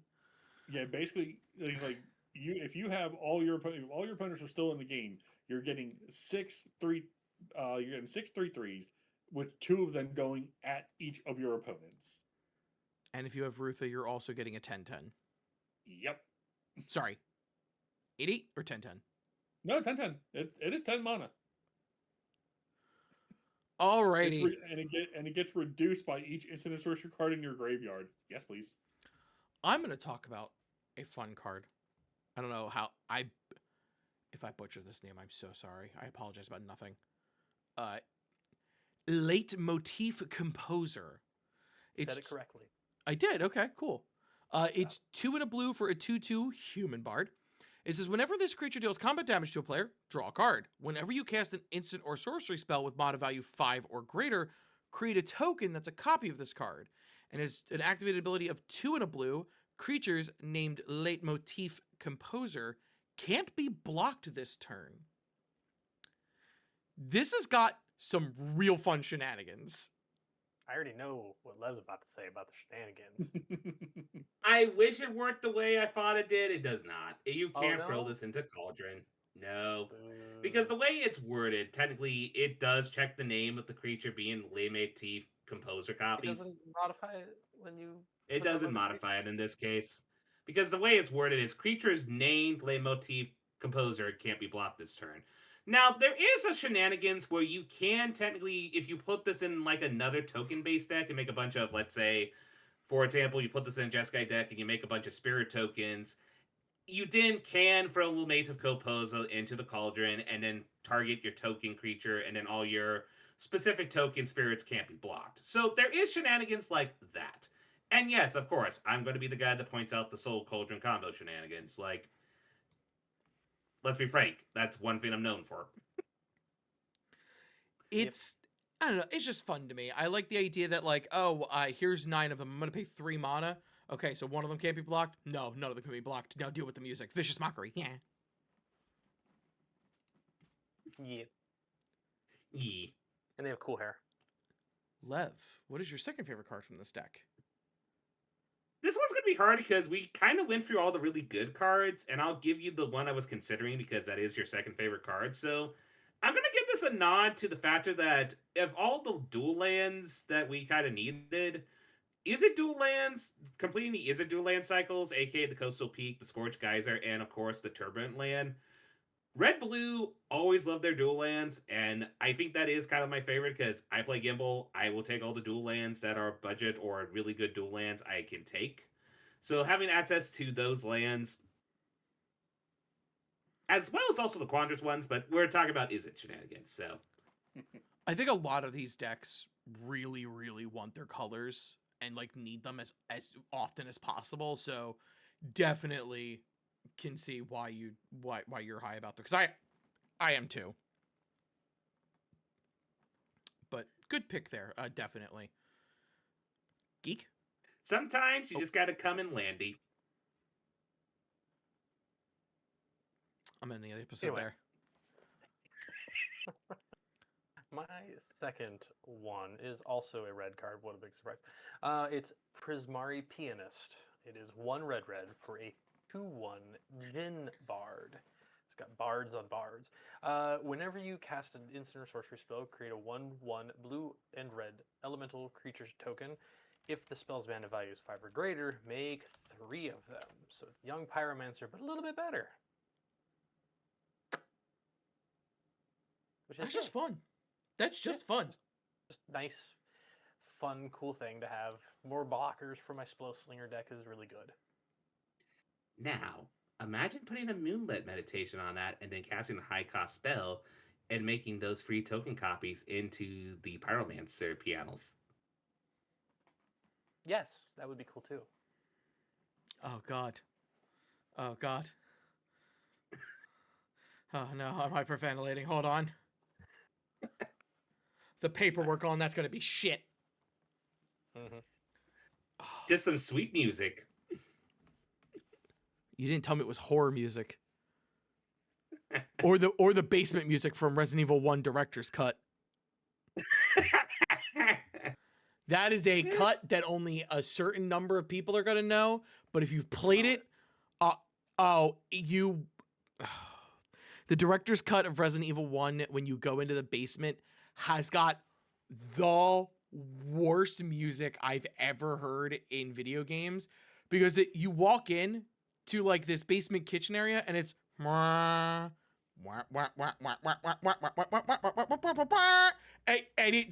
it sounds like 8-bit like trumpets and stuff, and it's really, really bad.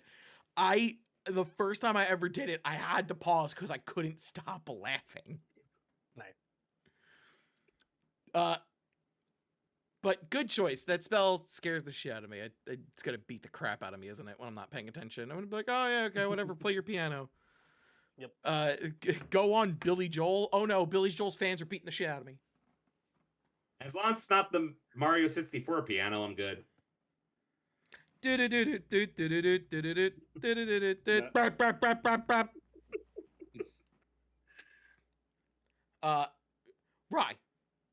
what would be your next favorite card? We My get next copyright favorite, struck for that, I swear to God.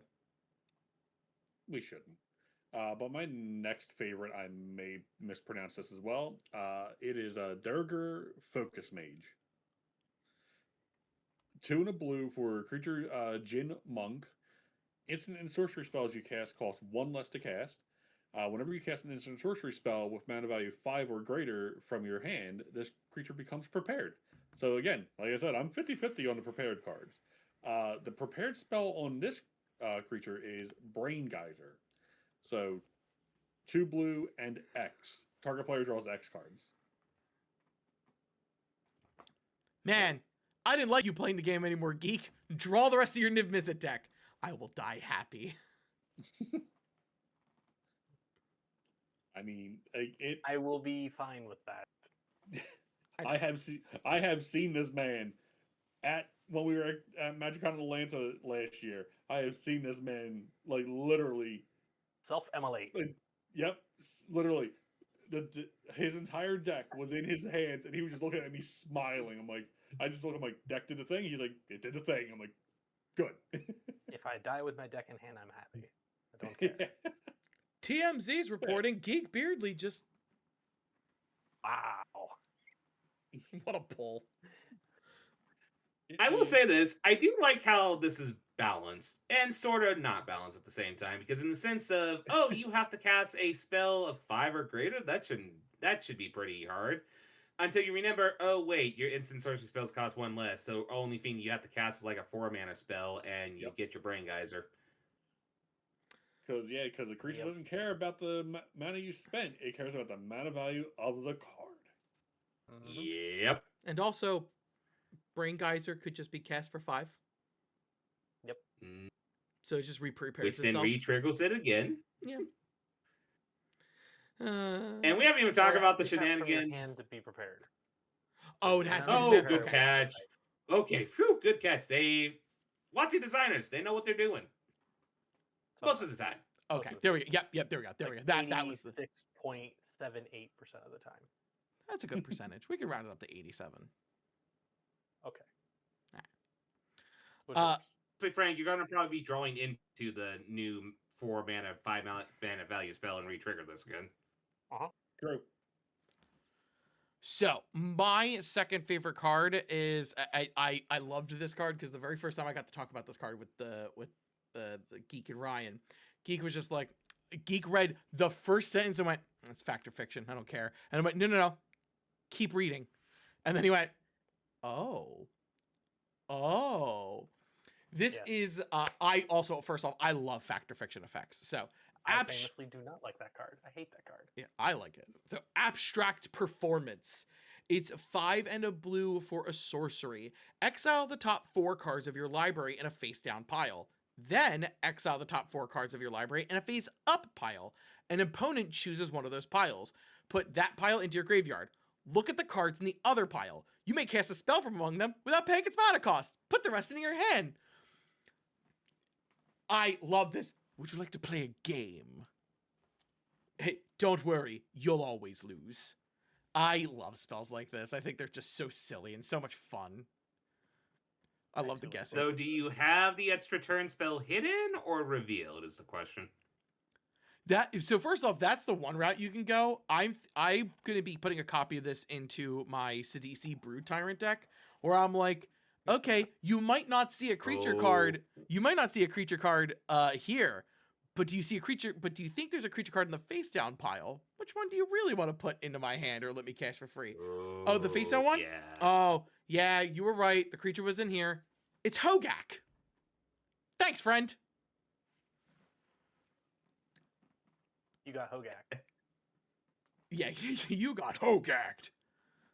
Oh man, that's unfortunate. Ulamog? But Yeah, right. Like Yep. Ulamog. Oh, I'm casting Emrakul and I casted it, so give me your creatures. So Um, as y'all Commander can are see, we playing? the people I play in pods are monsters. I'm In all fairness, like I got nothing terrible that's coming out. Like the worst thing that could happen to you if you're playing against my Sidisi deck is I go, oh look, free Mothman. I mean, fair. Or Awesome, pretty free good. the Master. Yeah. So, I already spoiled mine. I'm saying Muddle. What do y'all want Muddle. to play? Muddle. Yeah. I mean, Muddle. I kind of with the two I already said earlier. I said Rutha. Ripper for me personally. I like the fact that my treasure cruise can make me an 8/8. Let's be blunt. Yep. I would not be Yeah, upset about playing Ruth at all. I think both commanders are really fun. I just there's something about Muddle where I'm just like, yes. Muddle definitely is going to be the one that I'm going to be playing on Brawl. I will say that. Like, I definitely got some fun Brawl ideas with that card. Nice. You understand that. You know, I will say even though we only talk about two of the decks right now, out of all five of the decks, like if I were to go up to a pot and I didn't have anything on me to play or whatever, but they needed a fourth and they handed me one of the Strixhaven precons, I wouldn't say no. Yeah, They're fun. I would play any of these. Absolutely. They're all good. They're very good. I was very happy with all of them, except for the artwork thing. Do you like math? No, Yeah. I like rocks. Yes. Let's go ahead and talk about Quandrix Unlimited. Lev, who is the face commander of the Quandrix deck? Well, the perfect character to feature for the Quandrix commander. We know her. We love her. Zamone, the Infinite Analyst. 1 green and a blue for a 0/4. A human wizard, of course, but also has the first spell you cast with X in its mana cost each turn. Costs 1 less to cast for each +1/+1 counter on Zamone. So yeah, you can just put a bunch of counters on here and discount your first X spell. Okay, but wait, there's more. Whenever you cast your first spell with X in its mana cost, you put 2 counters on Zamone, so she has a way to give herself counters. In colors with lots of counters. Exactly, and with a lot of X spells. I'm gonna go get tequila. And then we haven't even got to the fact that there's ways to make non-legendary clones of Zamone in these color pairs. So, Yep. and Double those major. discounts Great card. stack. Yep. Though I still say, like I was talking before the podcast, I do feel a little bad going this approach after reading the side story because Zamone approached the clone approach and she did not Yeah. have a good time. No. Well, you're just playing it when she was okay with it before all the shenanigans happened, so it's okay. You're all right. Yeah, that's fair. And then we Or- haven't even talked about Or she got more okay with it. She's like, hold on, now I know how to do Okay. it right. Yeah, fair enough. But yeah, it's one of those where, and the thing is, there's actually a perfect card for this deck from, of all places, the Teenage Mutant Ninja Precon, Irma. Oh, She's a free mana clone. Yeah. She puts a counter on herself when she clones. Mm-hmm. You get the discount. Yeah. Man, Irma's Interesting. such a good card. Really cool card. But yeah, there's a lot of ways to make sure you can exponentially make those discounts very nice. Yeah, like a lot of people are talking about how Zamone is like, oh, look at Zamone, the new Hydra commander. And I'm like, I think boiling her down to just a Hydra commander really belittles what she's truly capable of. Now, granted, she's absolutely gels really, really well in Magis Lucia Kane. Yep. Because holy moly, is that going to be a strong duo? I didn't realize the Tyranids wanted a math nerd. But They want everything. this is true. Your biomass. is They such want a- something that they can counter on. Yeah. I mean, Get out, Lev. I will put the honestly, I will put the argument in. Like, I would, even though I don't play Magis Lucia Kane for my Tyranid deck, I do play the Swarmlord because my boy. Zamone would slot in that deck perfectly just because of the other X spells that are in that deck. Yeah. Sporocyst. Yeah. And then there's the Just Other going in. Yep. Oh no, there's so many different it's Zamone in the Tyranid deck is dangerous. But her as a commander, Of course, like, there is so many good instant and sorcery X spells that. Oh, absolutely. all the ones that make fractals are really, really good in her deck. Yep. I mean, heck, I need a- fractal clone deck. It was great. Oh, I Recommend need to get I need to get Body of Fiction from the original Strixhaven and put in this deck. What's the one that turns a library into a creature? The silver bordered card. That one was that's a silver board card, Yeah. but yes, that would be funny. And yeah, Body of Research. I had that I'll in my allow it. Essex deck. Fun thing about Essex, when you make a fractal token and have all those counters, Yep. and Essex says, "Hey, you can make it a copy of something else," you still get the counters. Yeah. Ooh. I cast that, copied my friend's Dragon Lord Ojatai, and I had 81 counters on it. Oh Jesus! Turn 6. Wow. Dang. Woofa. So, yeah, I mean, Simone's got infinite possibilities. And then now I presume we go to the Nets commander, which Yep. is also kind of another favorite of mine. It's Primo, the Unbounded. Et's green, blue. So hey, an Et spell in the Et Spell Matters deck. Great. A Fractal Wolf 0/0 that has trample. Primo enters with twice Et's +1/+1 counters, so you can make it big. But most importantly, this little nice line of Tets. Whenever one or more creatures you control with base power 0 deal combat damage to a player, create a 0/0 green and blue fractal creature token, and then you put a number +1/+1 counters on it equal to the damage dealt.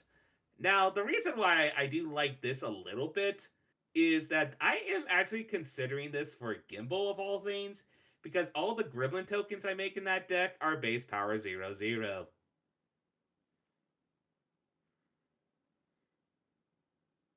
Yeah, that's No, stop it.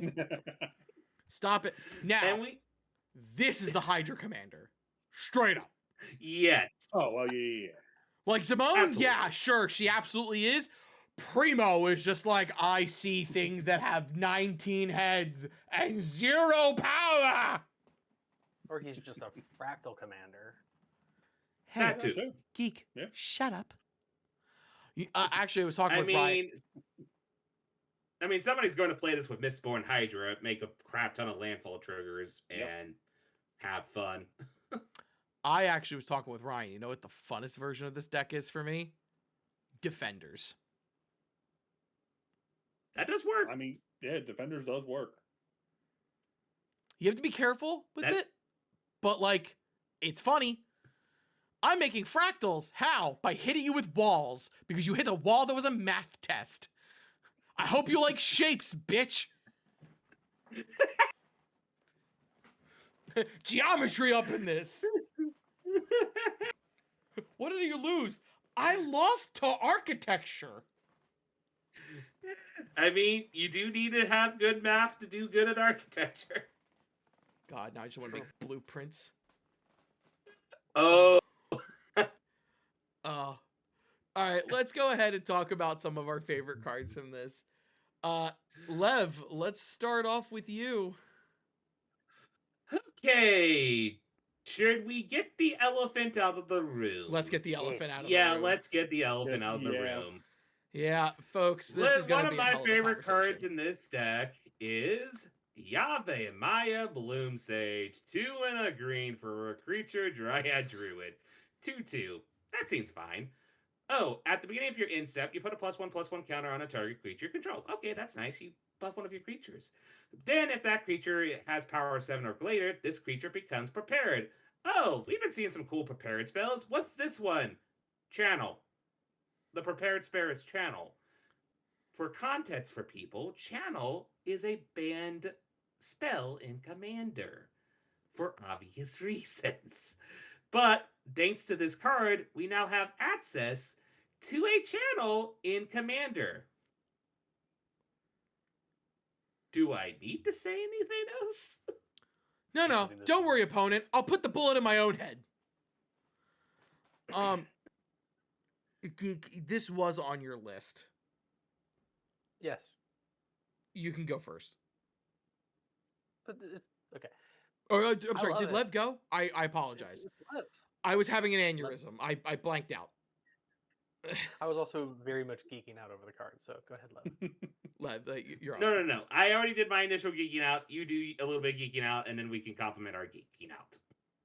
I'm putting this in my Planar Project Guillaume deck because it's a life gain deck, and I'm going to be able to do stupid things with this and one of Lev's other cards that we'll talk about later. to just murder everybody, and I love it. I need to figure out. Your Guillaume deck is still one of the decks I have not beaten. I need to figure out a way to beat it. Oh, you ain't beating it after this. After this set and the main set, nobody ever beaten it. I Bet. I I will think figure out a way. It's already a menace, but still. I think I'd rather slam my head off a cheese grater than deal with this card. All right, so let's get the elephant out of the room, which is, or I guess let's talk about the elephant in the room, which is channel. A lot of people are talking about how like this is a CDH card. This card's completely broken. This card's honestly, in all fairness, this card's fine. It's here's the problem. The first time somebody loses to this card because they don't understand how channel works because they're a newer player, that's actually my biggest problem with this card. This card's in a precon. These are supposed to be for newer players. A newer player is not going to feel good going up against this thing. When a player who has a little bit more experience than them and understand how this card works and just goes, by the way, I do this thing, I take myself down to 1 life total, so now I have 39 colorless mana, I play this one thing and I win. Yep. Oh, that felt like it's too much? Yeah, and guess what? I didn't change anything about the deck. Oh, and it's just a really feels bad moment. In a cat, you won't have to worry about this in like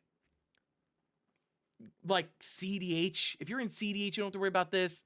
Bracket Or like even some high ones. bracket free stuff. Yeah, like realistically, it's the casual tables where this is going to be a problem because all that's going to happen is, oh, you're about to resolve channel. Does anybody have a counter spell? Because we're going to lose. Like that's what happens. I'm thinking about all the +1/+1 counter decks that are in green that just look at this thing, salivate, and do things that I can't mention for YouTube purposes. I have so many words in my head. Like Double game. game. Behold again. Yep. Like I could put this in Tyranids, like because I do nothing but 1/1 counters in that deck. And the thing is, I'll give them credit for giving us access to channel. They did try their best to put a crap ton of hoops around it. Like, yes, you need to have a 7-power creature. Not that hard, honestly, because we have a 1 minute it's Yeah. You get to prepare on now, step, and it's a sorcery, so you have to wait anyway. Yes. So it does give time for the opponent to react, presuming you're not doing flash speed shenanigans. So I'll give them credit. I'll give them credit on that. They put a lot of safety hoops, and I'll give them second credit of all the decks to give us a mini-game version of Channel, the one where it has a shit ton of Ed spells in it, was probably a little genius, honestly. Perfect sense. Hydroid Krasis comes in this precon. Yep. So it's Primo.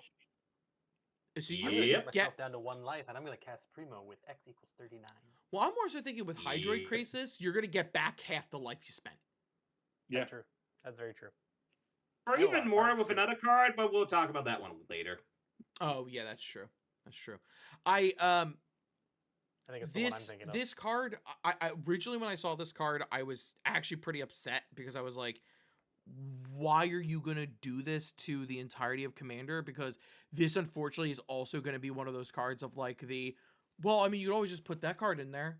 And it's like, I'm going to have to hear this in every conversation of every single green deck I will ever build for the rest of my days. And I hate that. Is it hilarious? Absolutely. I will laugh all the way to my deathbed. However, it's just one of those things where I sit there and I go, you didn't have to do this. Could have literally been any other green spell. And it'd be A-okay. This could have been Triumph of the Hordes. Oh, what was the... And I would have accepted it more. That's going in Guillaume too. Yeah. Oh, what was the hell the quote from Jurassic Park? A clever girl. Just because you can, you should. They were so that one. focused on whether or not they could. They should have focused on whether or not they should. Yes. Yes. That is literally, that is the quote I'm thinking of right now. It's like... Again, as Lev brought up, there are enough hoops. Is this thing that egregious? It isn't. Again, No. I think where this card's gonna feel the worst is against a new player. Yes. Because they're gonna be like, I don't understand how I just lost. But you're telling me I lose. Yeah, you lost. And it's like, oh, okay. I didn't know one spell was Like that I strong. said, they have a lot of hoops. I am still giving a really high cautionary eyebrow because, as I said to you before the podcast, you're giving commander players access to a giant machine gun that they never had access to before in quite a while. Yep. And they know how to use that machine gun from playing Channel and Cube and such, so they're going to want to mess with it. Some people are going to throw this in the Eldrazi deck so that they can channel and cheat out all their Eldrazi.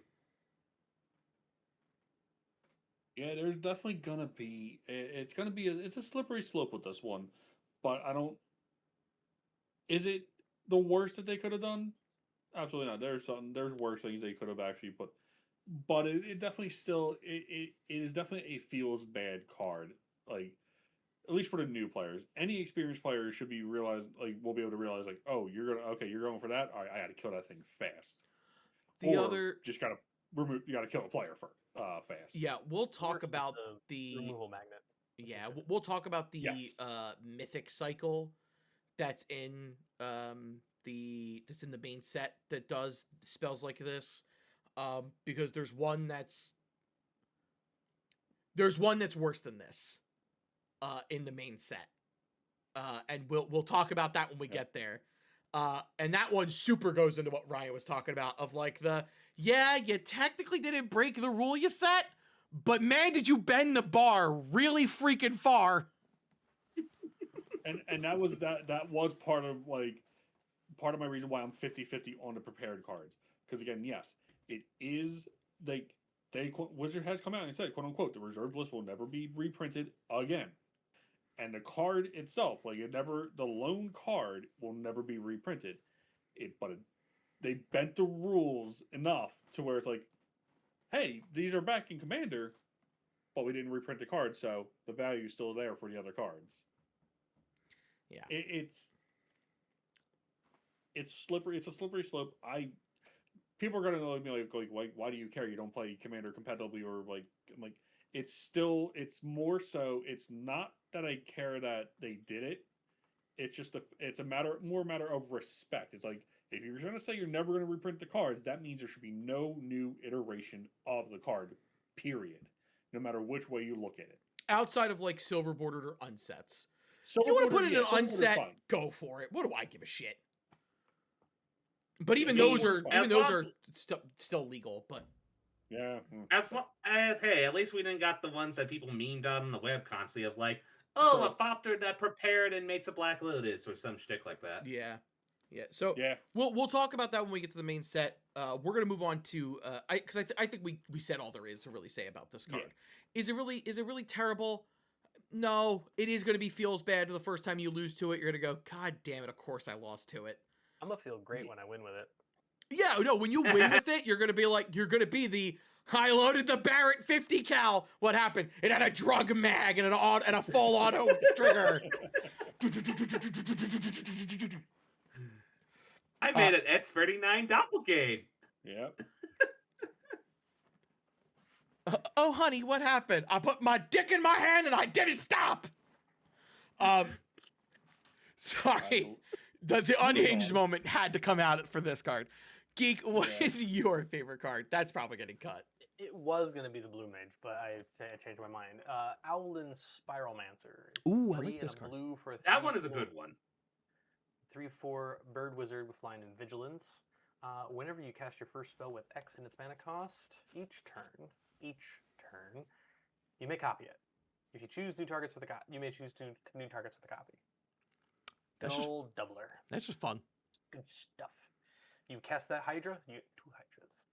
You cast that Fire, that if this is in an Exit deck, and you cast that Comet Storm, you get 2 Comet Storms.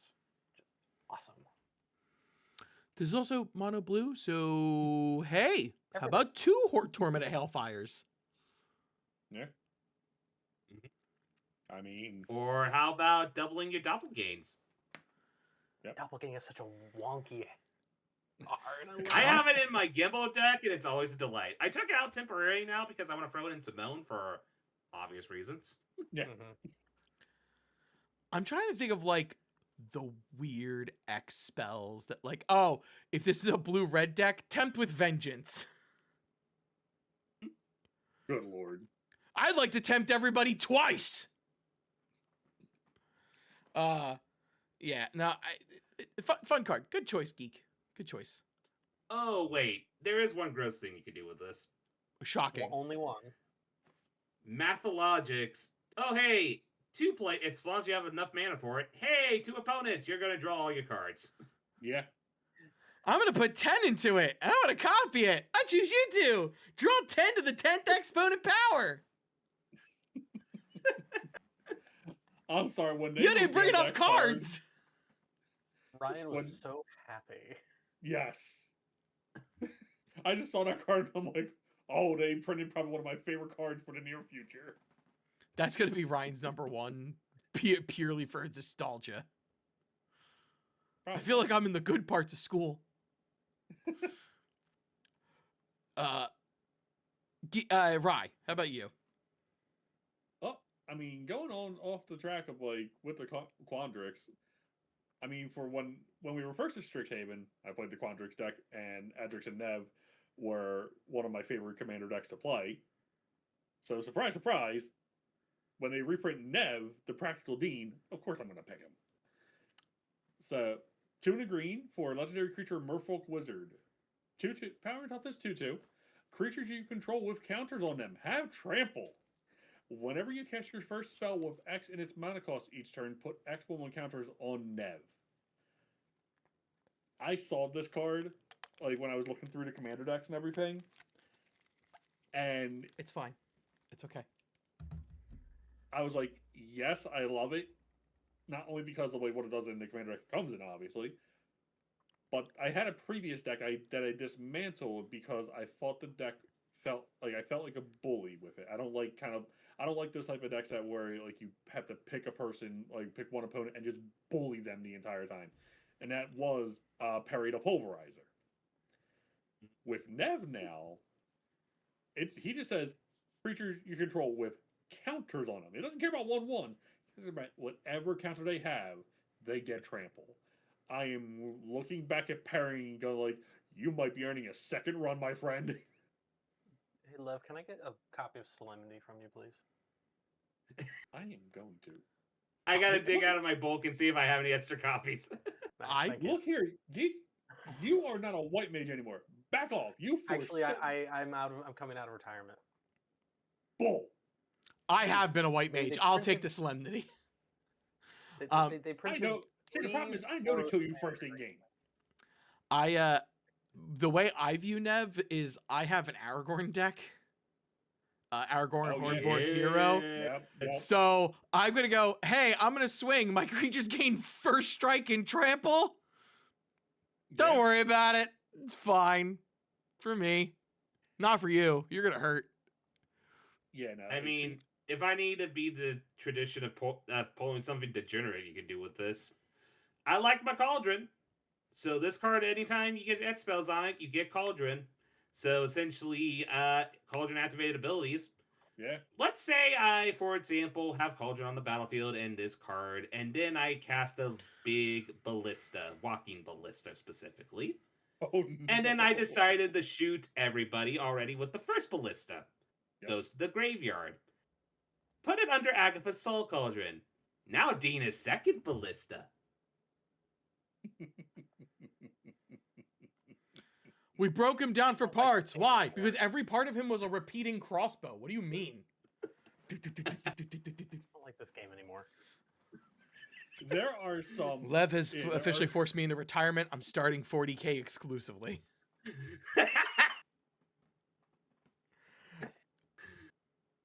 Yeah, Strixhaven has. I thought like Lorwyn would help rekindle my love for Magic. Now Strixhaven has rekindled it, and I'm excited. Like I'm been getting some deck ideas just from the new cards alone and everything. Like I'm looking forward to this set a lot. Alrighty. Are we ready for me to move on to my card? Do it. My first card that I'm going to talk about is Striding Shot Caller.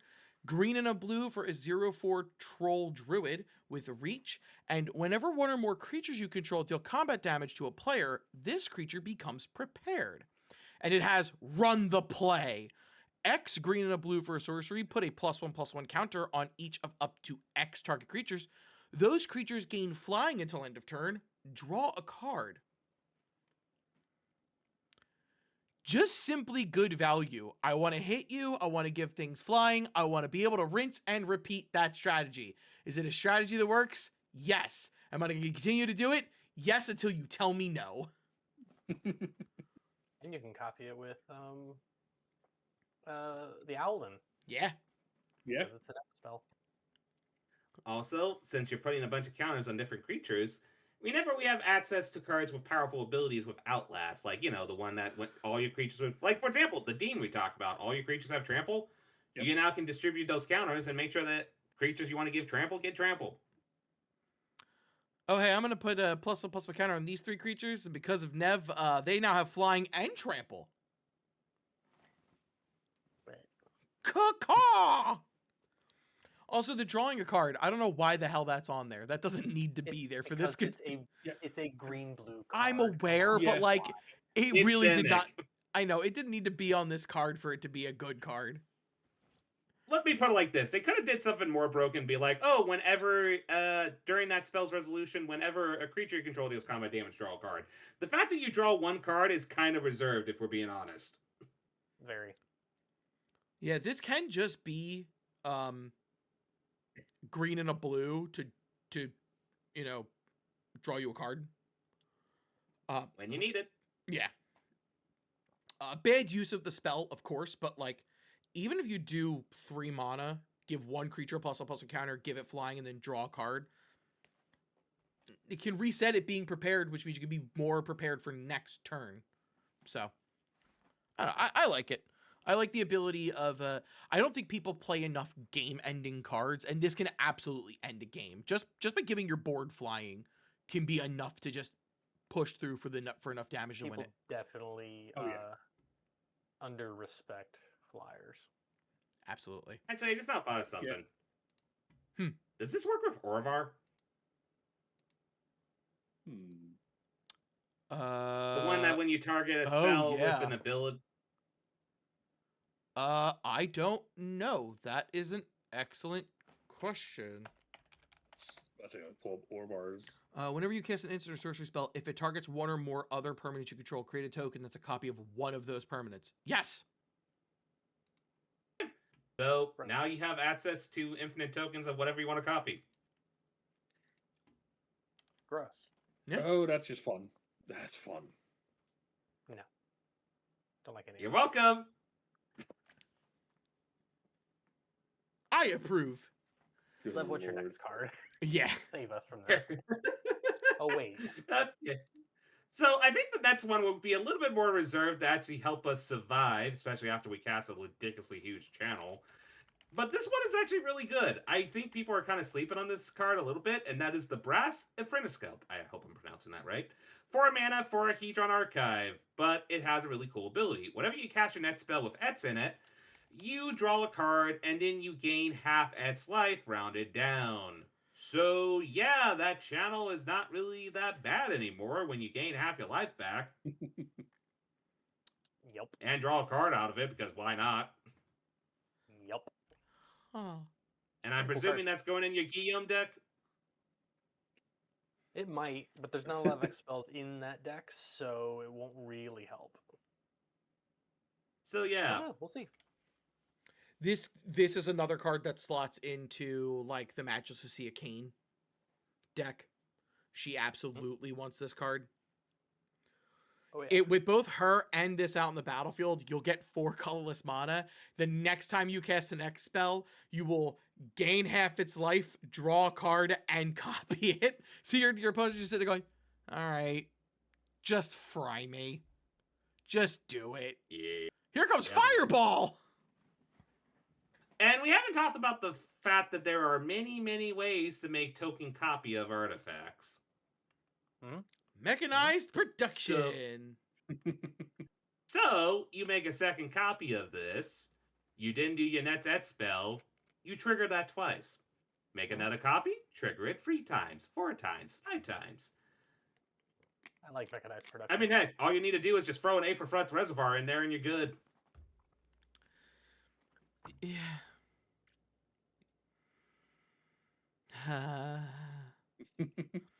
This also, quite frankly though, 4 mana for Hedron Archive is still played sporadically. Mhm. So like, if you're in a black deck and you've got Torment of Hellfire, consider running this. I will say, of all the cards we're talking about tonight, this is probably one of the more tame ones. Agreed. But it Yeah. has its uses. Yeah. No, I don't agreed. think we have enough mana rocks that are over 3 mana value. And this one's nice to see. True. This is Yeah. nice to see. That brings us to Geek. Mine's a very simple one. It's expansion algorithm. X blue blue for a sorcery. Proliferate X times. I get to put this in my energy decks. And you know someone's going to throw this in their Atratzer deck. Yeah. I mean, that's Oh, also absolutely. but I mean, Yeah, they that's it. already are degenerate and horrible. So Let's say, let's talk about the elephant in Well, the room and just be like, this is a that- game-ending that card in a commander is poison horrible decks. and stuff. The people who play it are fine. I think maybe. Yeah. Let's just be honest and say this, that like this is a game-ending card in any deck that does poison that has blue. In it. Yeah. Honestly, the other one I want to put this into is I have been toying with the idea of swapping Sidisi to becoming Mothman, and I really love the idea of going, hey, I'm gonna pay all my mana into this with X equal to 9, get 9 more rad counters each. Yep. During your main phase 1, please mill 10 cards. Mhm. But I'm not a mill deck, I promise. And also, there's the obvious other thing that's good with Proliferate, which is Planeswalkers. The Super Friends decks are going to eat Yep. this card up. Oh, yeah. absolutely. Yeah. Any of them, because like the 3 big Planeswalker commanders all are in blue and want this card. Yep. It's just a simple card. I like the artwork. I like how it did the thing. I also like the idea of trying to do things like stun counters, or if you put this in a green deck and do like the fungi counters on things, Spore. the spore counters. Yep. You also do this in charge counters for the Jeskai charge counter deck that we got not too long ago. I'm doing mine for mean- energy. Yeah. Top troll. Experience counters. Oh, Toxrill, Okay. shut up, Rye. Yeah, top trolls mean with this. Experience counters, yes, I agree with that. Oh yeah, experience. Yeah, There's- this card has a lot. There's a lot of decks, a lot of different strategies that this card really helps and honestly propels them a lot further now. Also, Yep. kind of would love to see this in a Sagas deck. Ooh. Oh yeah. Supercharger. Guess what? I'm telling all the stories. When? Now. Also, one more thing.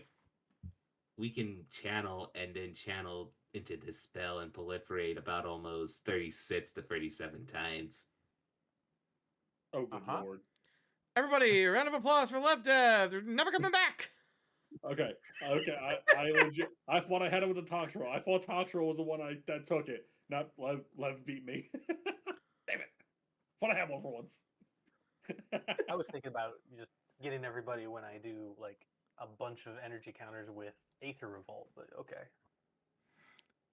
Oh no, I do want this for. I definitely want this for Satya because I had a lot.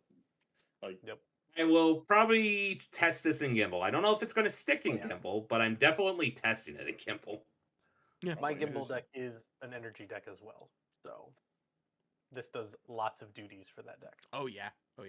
I also love the idea on the of gremlins? using Or- this like a political tool, where you hold this up as an idea of like, oh, maybe I'll pump on my couple of my plus counters, and then you go, hey, you want some help going that way?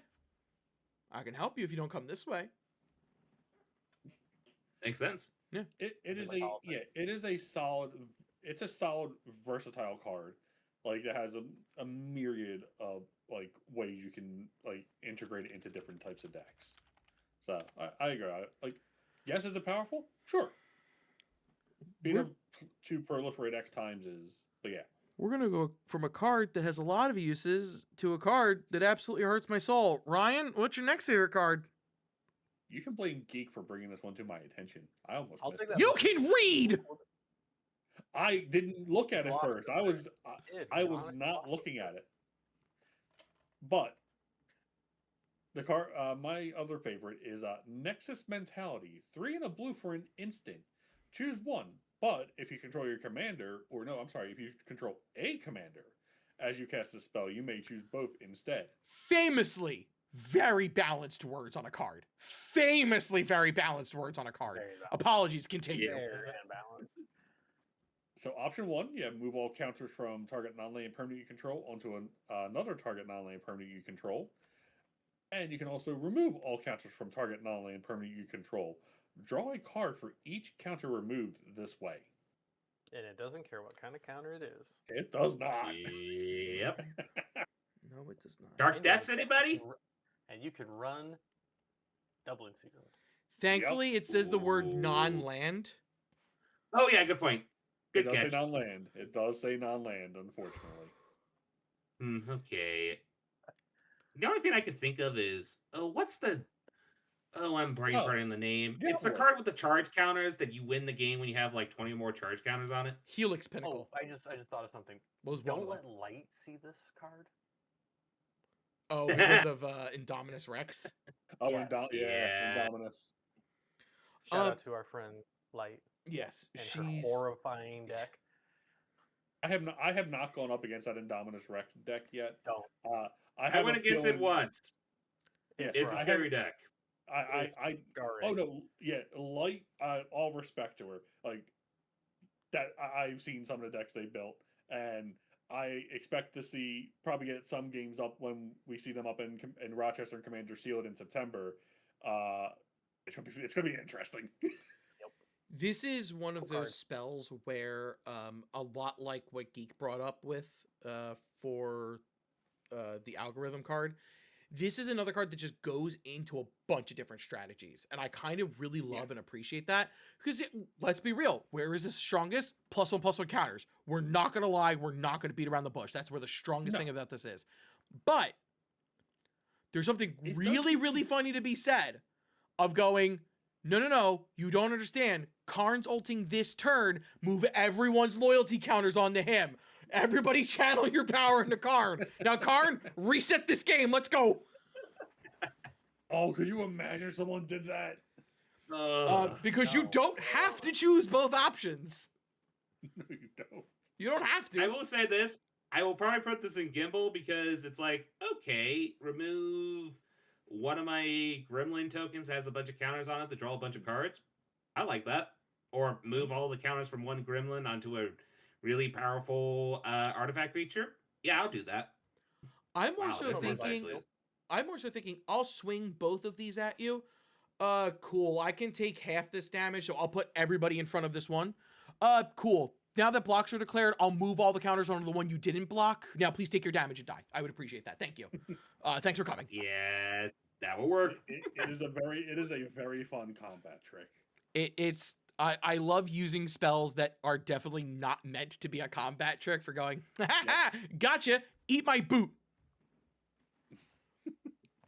But yeah, this is fun. But again, I almost missed this card because I will admit I was having difficulty yesterday when I'm going through the cards trying to figure out which ones were Quandrish, which ones were like lore, not Lorehold. Sorry, Prismari. Prismari. I'm like obviously the ones that had the school logos on. I'm like, oh yeah, I know, perfect. But the other ones that didn't, I'm like, I have to guess. Yep. And yes, I can read the cards and it makes sense, but sometimes I have guessed wrong. So this card is another one that goes with Primo, and I just thought of another one that can go well with Primo, another Primo strategy, if you would. Oozes. A lot of oozes are 0/0s and get +1 counters on them. This is Kinetic Ooze. X and a green for a 0/0 creature ooze. It enters with X +1/+1 counters on it. When this creature enters, destroy up to one target artifact or enchantment with mana value X or less. If X is 5 or more, you draw a card. If X is 10 or more, double the number of +1/+1 counters on any number of other target creatures. Again, I love the choice. This gives me as much choice as I have mana, and I will absolutely pump 11 mana into this thing to go, everybody else, have a fun day. There's a Slimes Against Humanity deck that Primo could lead that I think is very funny to also put this a part of. That works. Geek is I giving me remember when the you- biggest stink face.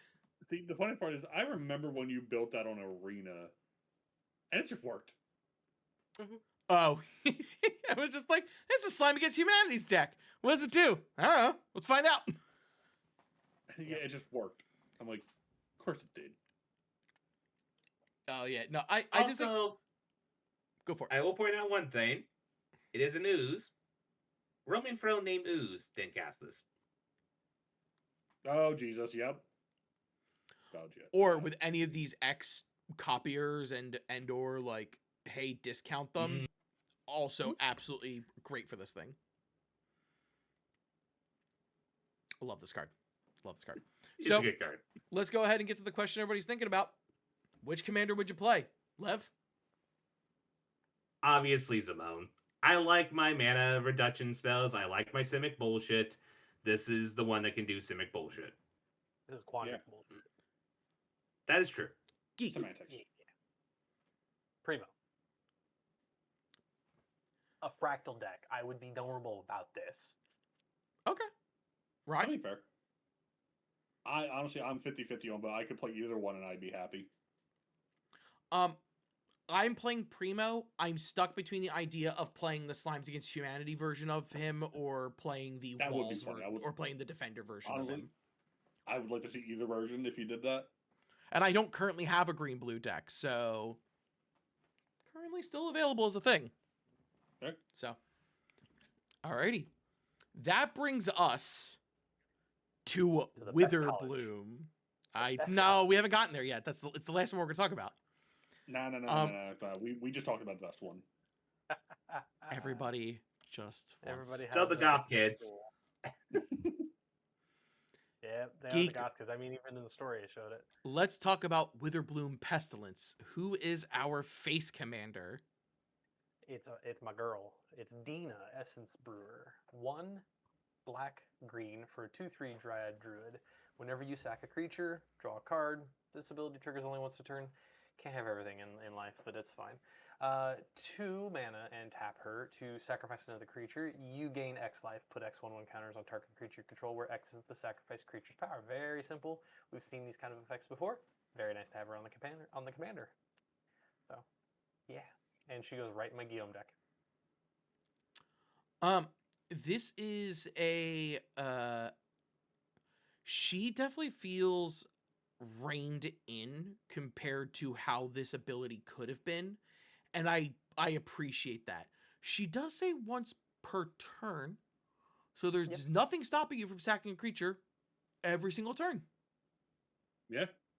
I mean, as long as you find a way to untap all your creatures, which, it's not that easy to do in green. Oh, wait, it is. I'm even thinking you could do things like Deadly Dispute. That is Yep. 2 True. mana, sack a creature, draw 3 cards, and make a treasure. Or Ophiomancer with Yep. any Ophiomancer, free back yeah. outlet. Ophiomancer True. with Viscera. You'll scry and then draw. Yep. Or no. No, you would draw and then scry. Anyway. Dina's fun. I think that's interesting. Also, the gaining life thing keeps her in tune with what she was doing before, so I do appreciate that. And remember, there are ways to make that life gain into life loss for your opponents. Oh, absolutely. There's a lot of ways. Oh, God. Yep. I'm using channel for that. Geek, who's the backup commander? It's Gorma the Gullet. It's 1 in black and green for a 1/1 pest frog with lifelink. Whenever another creature you control dies, put a 1/1 counter on Gorma. Non-token creatures you control enter with an additional 1/1 counter on them for each creature that died under your control this turn. Now this is a little bit more Golgari than it is Witherbloom, to be honest. Yes. Yeah. Yes, definitely. And that artwork is, I've heard people say cute, and I don't understand why they would say that, but It's the eyes. I'm about to say, you know how sometimes people Yeah, like call like what are like traditionally considered ugly dogs cute? It's probably the same thing. like pugs. Oh, Hey, but pugs are I like my adorable. pugs. I mean, Yes, they have smushed they are faces, ugly but adorable. They're adorably ugly. fair enough. I have my I mean, I have older little loves pugs. I'm It was like me before wow. Shannon and I got together. Anyway, Yeah, no, an interesting route. I do find Dina the way more interesting commander. And spoiler warning, that's who I would be playing. spoiler warning. Yeah. She's also my Warning. girl. Love her. Gorma, I do think stays in the deck though. Yeah. I think Gorma is like one of those cards that like, yeah, With pests in this Yeah. set. Oof.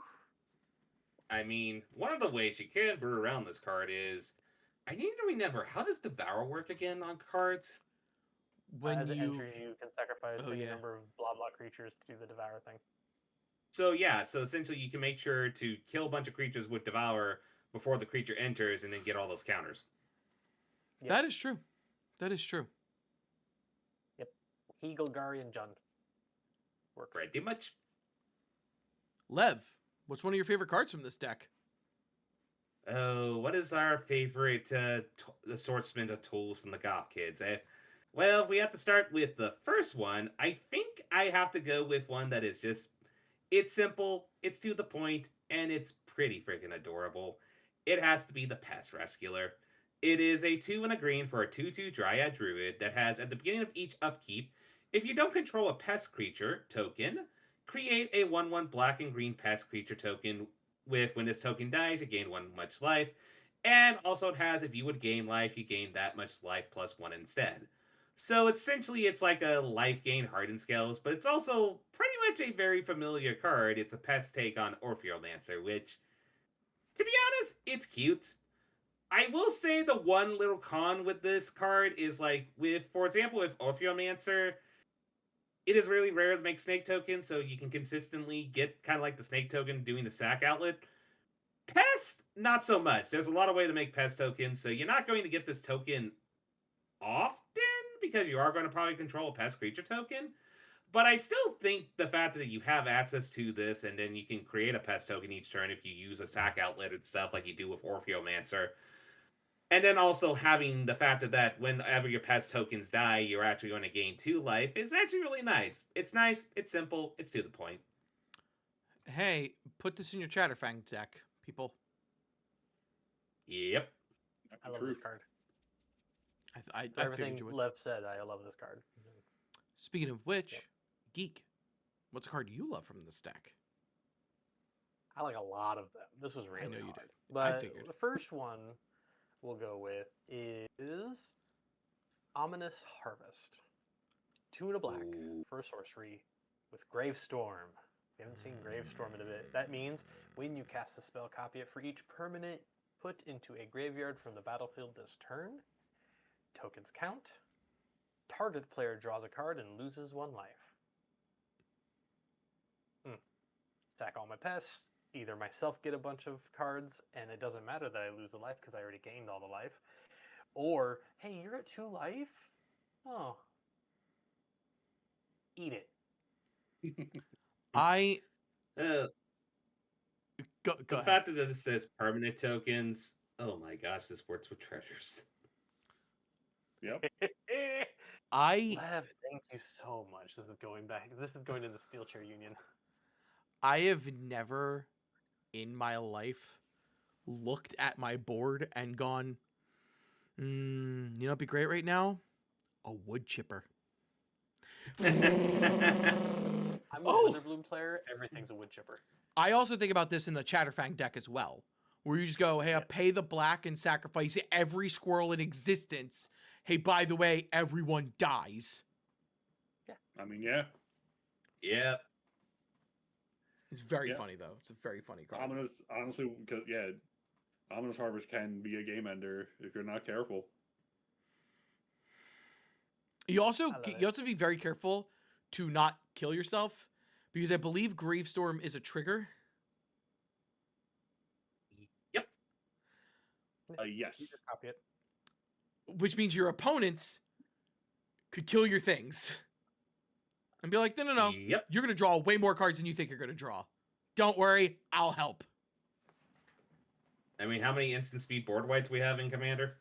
Mm, There's more than you think, and there's Mhm. very easy ways to grant.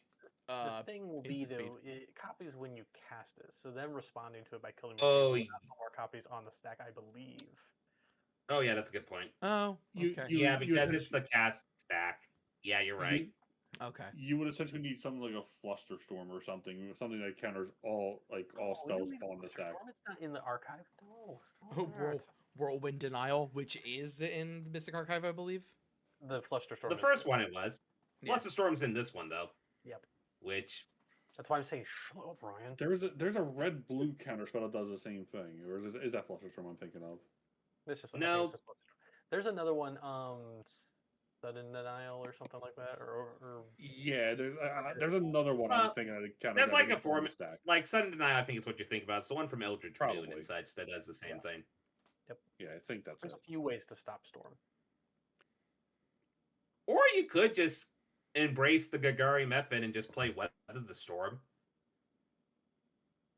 That's in the old archives. Yep. Oh no. And actually with the Gravestorm, now imagine all the Gagari cards that have I'm forgetting Magecraft on it. Or is it Magecraft, the one where you cast or copy instant sorcery spells it triggers? I have Professor Onyx. Professor Onyx. Onyx and Witherbloom Apprentice in my Guillaume deck. This card just can win. Oh yeah. Mm. It'll play Chain of Vapor or Chain of Smog. Rye, what's one of the cards you want to talk about? So Because you and I share a card. yes, we do. I'm going to talk about the one we don't share, Okay. and that is Merchant of Venom. 3 and a black for a creature cat warlock with menace. It's a 1/1. When this creature enters, each player sacrifices a creature of their choice. Whenever a player sacrifices a permanent, put a 1/1 counter on this creature. Geek and I mentioned this to Geek when I was going through, and part of the reason why this card kind of like appeased to me was mainly because of Elder Scrolls. It just reminded me of the Khajiit from the game, wares if you have coin. and it just like I'm like, hey, Yet what do you again, expect? As we talked about previously with the last card, this works with treasure tokens. So if you have that one Yep. guy that's playing Prosper, Or you're just This playing one against might go in Geek. The Steel Chairs Union. Yeah. Yeah. Steel Chairs It's- Union might like this Warlock. Honestly, it's a Mhm. solid card. I mean, yeah, it's 4 mana for a 1/1, but the 1/1 does have menace. And when it comes into play, it does force your opponents to sack a creature. Don't get me wrong; they get their choice, but still, sometimes opponents may only have one creature and they have no choice. and I've this been just there. comes in as technically a 4/4 by that lot. No, Yeah. actually, wouldn't it be a 5/5 because you're Let's say each or is player- it each opponent? Yep. Whenever a player sacrifices a permanent, put a 1/1 counter on this creature. Well, what happens when So So he technically, sacrifices it the enters same? in as a 5/5 technically, because you're sacrificing something and your 3 other opponents are, so 4 counters. Yeah, Yeah. because yeah, So you cannot So- play this as your only creature on the board unless your opponents all only have one creature and you want everybody to share in your pain. yeah. Yes. But if you're like realistically, if you're playing this in the Witherbloom deck, you'll probably have like tokens or something All to have where menace, you all can. have- Oh yeah, of course.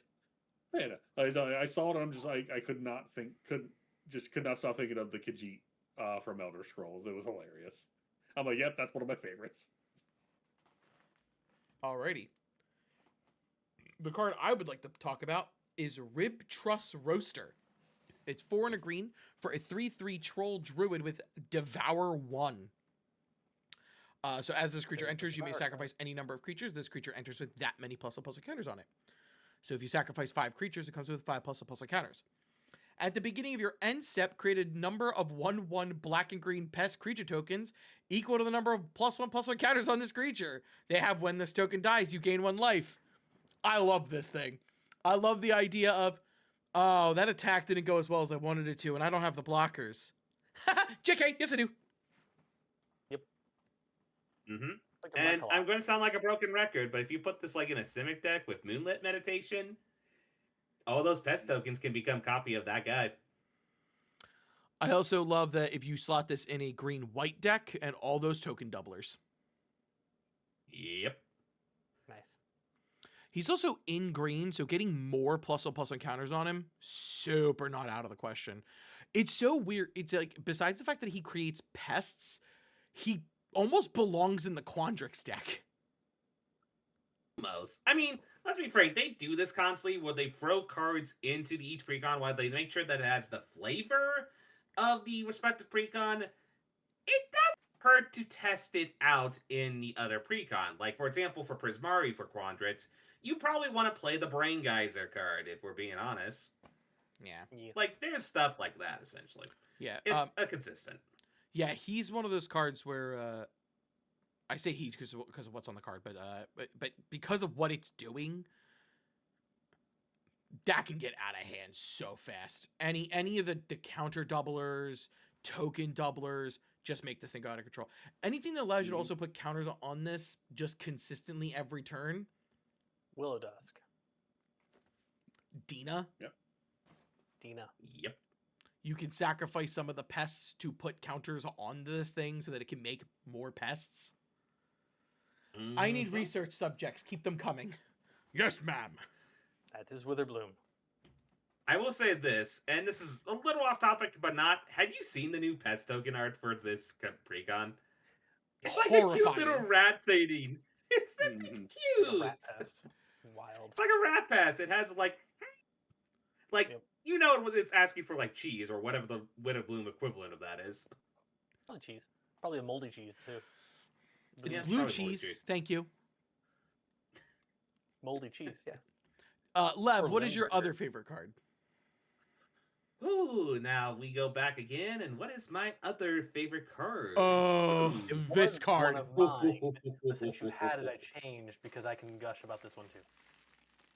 Yeah, we'll both gush about this because speaking of another really good, easy to prepare card, oh boy, Stensian Sanguinis, 1 and a black for a vampire cleric. That is some relevant creature types, you all. It's a 2/2 and has whenever you attack, target creature gains death touch. And until end of turn. So just gains death touch until end of turn. And then whenever that creature specifically deals combat damage to a player, this creature becomes prepared. So what's the prepared spell? It's Insinuate. It's in a black sorcery. Each opponent loses its life. You gain life equal to the life lost this way. Ah! So they essentially gave one of the most easy to prepare cards in this color, and they gave them the prepared spell Insinuate, which is one of the better mana sink spells in Gagari. And I doing love it. that right after I do the channel thing. I was literally just Yes. thinking that. That's why I'm so excited. It's really nice that you're all going to pay for my Planar channel. Project Golgari deck, or my Planar Project Guillaume deck is just gonna have fun. Hey, it's really nice Yeah. that all y'all are going to pay for my channel. How are we going to pay for the channel? You haven't seen it coming yet. I will pay 39 life to exsanguinate you all for 39. I will gain a lot. And the thing that's gross about this is the fact that it's so easy to re-prepare itself. You can just win a game with this by going turn after turn, deal combat damage, insinuate, combat damage, insinuate, combat damage, insinuate. It's not hard. And yeah. And it's going to be hard for you to lose the game unless you are going against commander damage bullshit. I I will have chump blockers for days. I play Mortarion, which is a deck that constantly wants me to lose life. So striking that balance between losing my life total and gaining it is pretty freaking easy when I got a consistent exsanguinate to go back to. True enough. Geek, you're containing your excitement, and I'm proud of you for that. What is your next My next one? favorite card? Yes. My next one. It's the Eccentric Pest Finder. 2 black green for a 5/5 troll druid with trample. Pretty good rate on its own. At the beginning of each end step, if you gained life this turn in a Witherbloom deck, this creature becomes prepared. And its prepared spell is Turn Stones, which is black and green for a sorcery. For each opponent, make a pest. That's it. Pretty easy. Interesting. So I'm going to make like 3 pests for 2 mana. As long as I've gained life this turn. Oh, wait. Yes. It's just great. Nice. Extra tokens. Yeah. And those tokens are a very nice way to help you re-trigger the prepare, eh? Correct. Especially when you have a sack outlet, eh? It's real nice. It's real nice. There wasn't like a huge pest theme in my Guillaume deck because there wasn't a lot of pest stuff in the original version of Strixhaven. Now that's definitely part of it. Plus they're a really nerdy looking troll, which is kind of funny.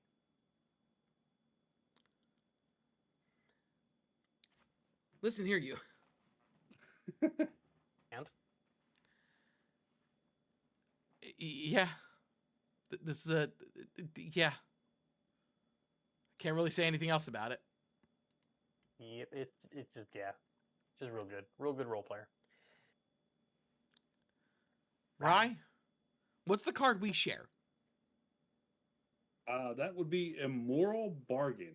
1 black and a green for a sorcery. As an additional cost to cast this spell, sacrifice X creatures. Destroy X target non-land permanents. I mean, it's just... We get to gush about it first, Geek. I'm already done. You saw what I did. Yeah. Honestly, it's a solid for 3 mana, and if you're in a token deck, which in this case with Witherbloom with the pest tokens and everything, you can really control the board state if you play this correctly.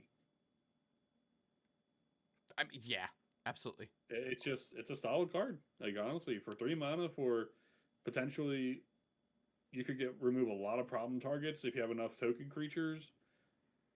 Yeah, I have no issues with this card, honestly.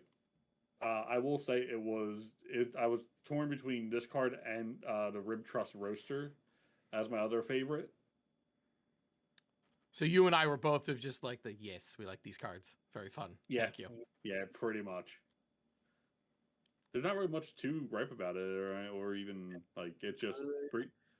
Efficient. It's just a really solid card that's probably going to go in almost every Gagari deck because everyone has at least some realm of sacrifice package. Yep. Even if you use this at its minimalist, like in a mid-range deck, just using it to sacrifice 2 or 3 of your fiends to destroy 3 of the most problematic fiends on the board, gets the job done. Exactly, yeah. Like, that's why I saw it. I'm like, yeah, it's just a solid card. I can't complain. Yep. Not overly costed, easy to work around, and just like it helps out. Honestly, it can help clear out like it's just real good control of the board state. Yep. And also, I will say it's going to be really nifty in a Witherbloom deck where there's a bunch of pest tokens to come back from being behind by sacrificing a bunch of pest tokens to destroy the stuff and gain your life back. Yep. This gives me a lot of Windgrace's judgment levels of people don't understand how strong this is going to be until it hits them. Yeah. Yep. I'm safe behind my wall. I have pests and a can-do attitude. No, you're not. Oh, we're at the Mean Girls now, right? We are at the Mean Girls. Thank you very much. We are talking about the most dignified and up-to-date school that there is. Oh, wait, we forgot to say who we were going to. Oh, that's true. We did. Lev, who would you play? Spoiled who I was going to say. Oh, Witherbloom, Dina, obviously. We kind of said we all foreshadowed that. It's Dina. It's nice. It has some fun synergies. Plus, also, Dina can just be in the 99 in some Commander Brews, and I could just throw her in a cauldron and get that activated ability on all my creatures with counters. Throw her in the pot. I was supposed to be the one stirring. No, you're not. You're the course. Yeah. Oh, the irony. Geek said Dina. Rye, who would you play? I'm gonna be the wild card here. I will try Gorma. Oh, okay. I'm playing Dina. All right, now go for your dignified stuff. Welcome to the most well-dressed school that we have here at Strixhaven Academy. Welcome to Silver Quill. Yeah, so this is the Silver Quill deck. I'm so excited. This white-black deck. It's an enchantments-focused deck, which is generally quite different. And our opening, our face commander is Killian, Decisive Mentor. He's a 1 white and a black for a 2/3 legendary creature human warlock. Whenever an enchantment you control enters, tap up to 1 target creature and goad it. Whenever 1 or more creatures that are enchanted by an aura you control attack, draw a card. I hate it. Heard the I word hate it. goad. I hate it. It's good. I love this card. I hate it. I hate it. Between so when we went into Silver Quill the first time and we had the politics deck, I was obsessed with that deck because I loved everything that it did. And I love what Silver Quill does with the cards that it has access to. Killian took this in a route because like when we first got his card in the original Strixhaven set and he was an uncommon, he just discounted spells that targeted things by 2. Where now he's just like, he just wants his abilities and the things that he writes to stick around. That's all he can ask for. And enchantments are the best way to show that. I do love the idea of tapping your opponent's creatures down to goad them because the ultimate insult to injury is tap down the only creature your opponent controls and then hit them and then say, you can't even get revenge. You gotta go that way. You can't actually come at me. Ah! 2 words, and 2 specific words. Secret Arcade. Yeah. Make Rooms- everything you have an enchantment, including your commander? Sure. This is not gonna want so like this. He's one of those weird ones where have we had a white-black enchantment matters commander before? Yes, a few of them. I mean, most recent was Ariette, I believe. Yeah, and then before that was really Daxos the Returned. Both of whom slot into this deck. Oh, absolutely. Pretty much. Absolutely. And vice versa. He also slots into their decks. Kind of. The major difference between him and the ones that we've seen before is he actually gives a crap about auras. I believe Ariette kind of does. But like he's actively giving you benefits and he does the Silver Quill thing, which I love, of the use them for offense or defense. I don't care as long as you're using them correctly. All of the, by the way, I heard it spiked in price recently. It's apparently gone up like 1,500% in price. Yes. If you can get your hands on Eye of Nidhogg, do it now. Yeah. Yeah, I saw that today. Yeah, Eye of Nidhogg is let's like an see. absolute. You must put that card in the deck because it's just so good for It's a killing good it when card. it does. Well, luckily, And if you can't find it, then go pick up the Final Fantasy Esper precon that has it. If Honestly, it's not stupidly expensive. No, it's even. I just looked it up. Full border is $265, Okay. and regular is $4. Oh, okay. But it went up from like Okay, 4 at least times. not that silly. Yeah, it's not that silly, thankfully. I think it At was least like a. until the Go ahead, Dev. at the very least, try to get it before the set releases, and Yeah, everybody will be like, "Ah, do I upgrade my precon? Oh, this is a good card for it." yeah. That's when you'll see it, like spike. So, yeah. So, Killian cares about precons. The way that his wording is if your opponent has a creature that's enchanted by an aura you control and it swings, yes, you will draw a card. But also, if you swing with a creature you control who has an aura on it, you will get to draw a card as well. I love this. I think Killian's great. So Go ahead. I did look up Ariette real quick. Ariat cares about auras. Basically, any creature that's enchanted by an aura can't control you control can attack. Or sorry, each creature that's enchanted by an aura you control can't attack you or planeswalkers you control. Okay, so Killian is the one time like, hey, this turn you got to go that way. Where Ariat's just like, no, I told you go that way. You're not allowed to come here. And then she has the other abilities of being your end step. Each opponent loses X life. You gain X life, where X is the number of auras you control. Yeah, so she's also like a must include in a deck like this. Yep. Let's talk about the Geek. Did you want to say anything about Killian? Oh, you know what actually would be really good in this deck? Potentially. It came from Dragonstorm. The Storm card that essentially makes a bunch of auras that you can attach to creatures. I can't remember if it makes it where it attaches to only creatures you control. That might be something to consider. Yeah. The one that had... Oh. You know what I'm talking about, right? Yeah. Hang on. I do know what you're talking about. I just cannot remember the card name. I think it was Hang in the. I think it was in the. It was the Mardu. It was in the precon. Jeskai precon. It was in the Jeskai? No, Jeskai. Oh, Storming Tempest. Yeah, Tempest technique. 3 and a Tempest white technique, for that was it. And yeah, you only can enchant a creature you control, so you're only going to be putting this on your commander and other creatures, but enchanted creature gets +1/+1 for each enchantment you control, which, if you're playing a lot of enchantments, Storm, yeah. Also, roll tokens. Yeah, roll tokens. True. Yep. Roll tokens are great for this. I like Also, his artwork. bestow creatures. I like his artwork. Mhm. I'm not a huge enchantment person. I understand. I do love Goad. I love Goad. But it's also white-black, which is not a color combination I usually play. Well, then maybe I can interest you with the backup commander, as I called him the other day, Scribo, but it's Scriv the Obligator. 2 white and a black for a 2/3. It's such a cool card. Oh, yeah. 2 white and a black for a 2/3 legendary creature Inkling Bird with flying and death touch. Whenever Scriv enters or attacks, create a white aura enchantment token named Contract attached to target creature an opponent controls. The token has enchant creature, and whenever enchanted creature attacks, it gets +2/+0 until end of turn if it's attacking one of your opponents. Otherwise, its controller loses 2 life. So the big thing about this one is this is more along the lines of what Brina did, where I'm incentivizing you to attack my opponents and really disincentivizing you from attacking me. It's like Brina's was you don't lose anything for attacking me, but you also don't get anything for attacking me. Where Screeve is like, hey, you don't get anything, you get things for attacking my opponents, but you actually actively get hurt if you swing at me.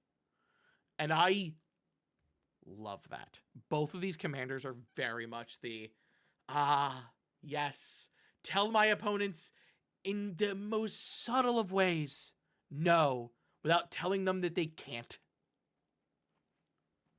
This The reason one's why I like Scriv is it makes a custom name token for Narib.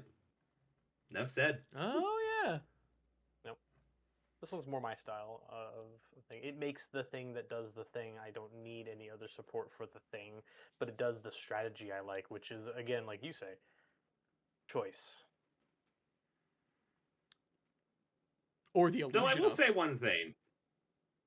If Silverquill is the College of Words, and this commander is a bird, so does that mean that the bird is the word? And let's move on to favorite cards. Lev, what is one of your favorite cards from this deck? Okay, this one is kind of hard because we both, I think me and Ryan share this one. So I'll go with my second one and let him do this one and do that one since I already talked about other prepared cards. But I we gotta did. talk about this really absurd Griffin that we got of all things, which is the Herald of Amity. 3 and a white for a 2/2 Griffin. Okay, that doesn't sound like much. That's fine. Okay.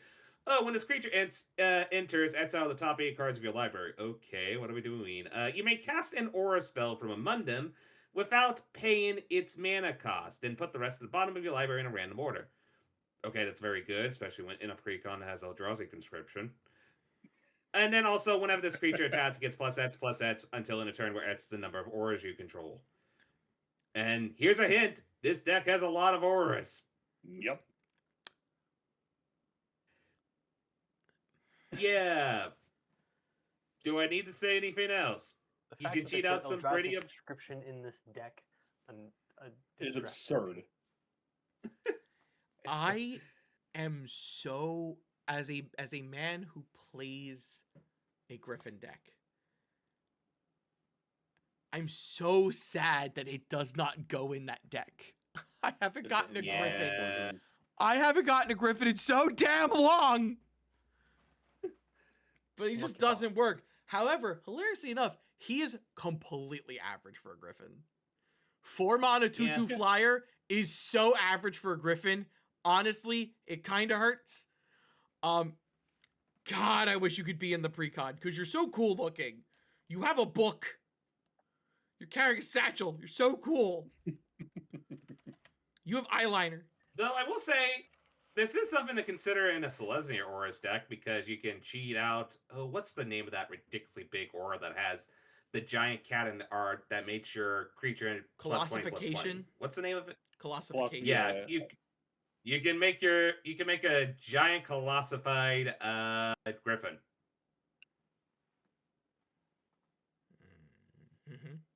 Yeah, I'm so for this. and it's attacking in, so you get 20 damage.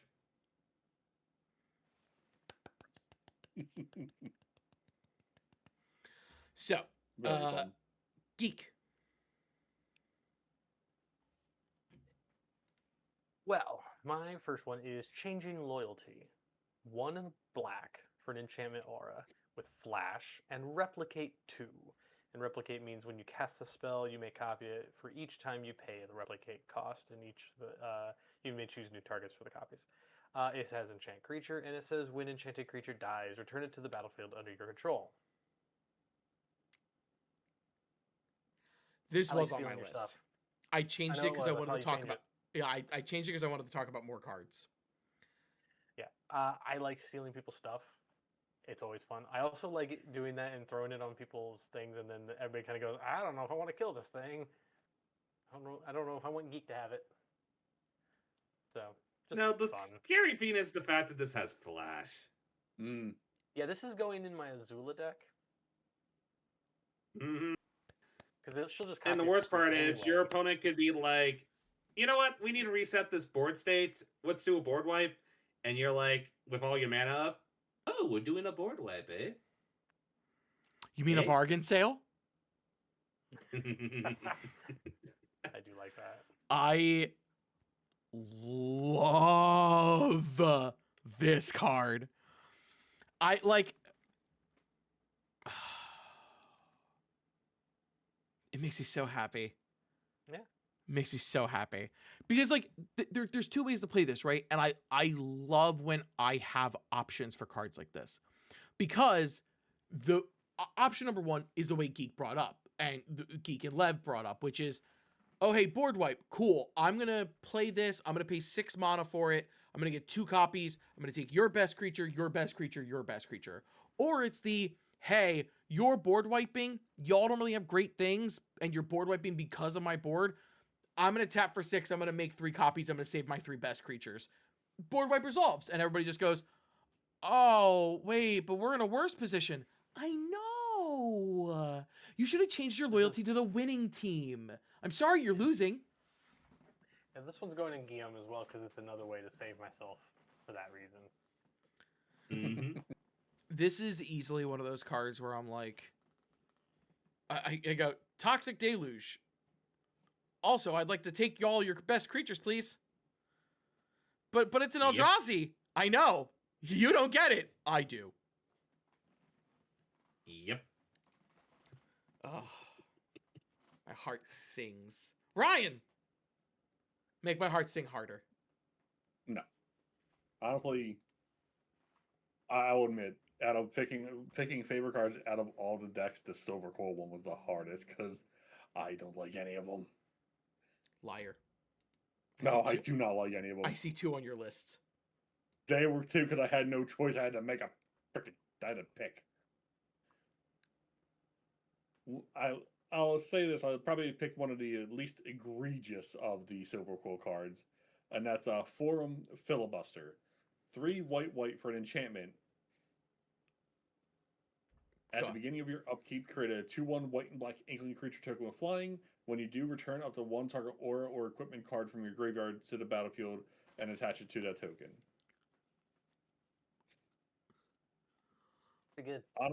It's like I said, the Silver Quill cards, I did not like a lot of them. Like none of the black Silver Quill cards did appealed to me, and even with the Come on, there has white, to be I one of them. Like, only no, one, like, no, the Silver Quill deck really did not appeal to me at all.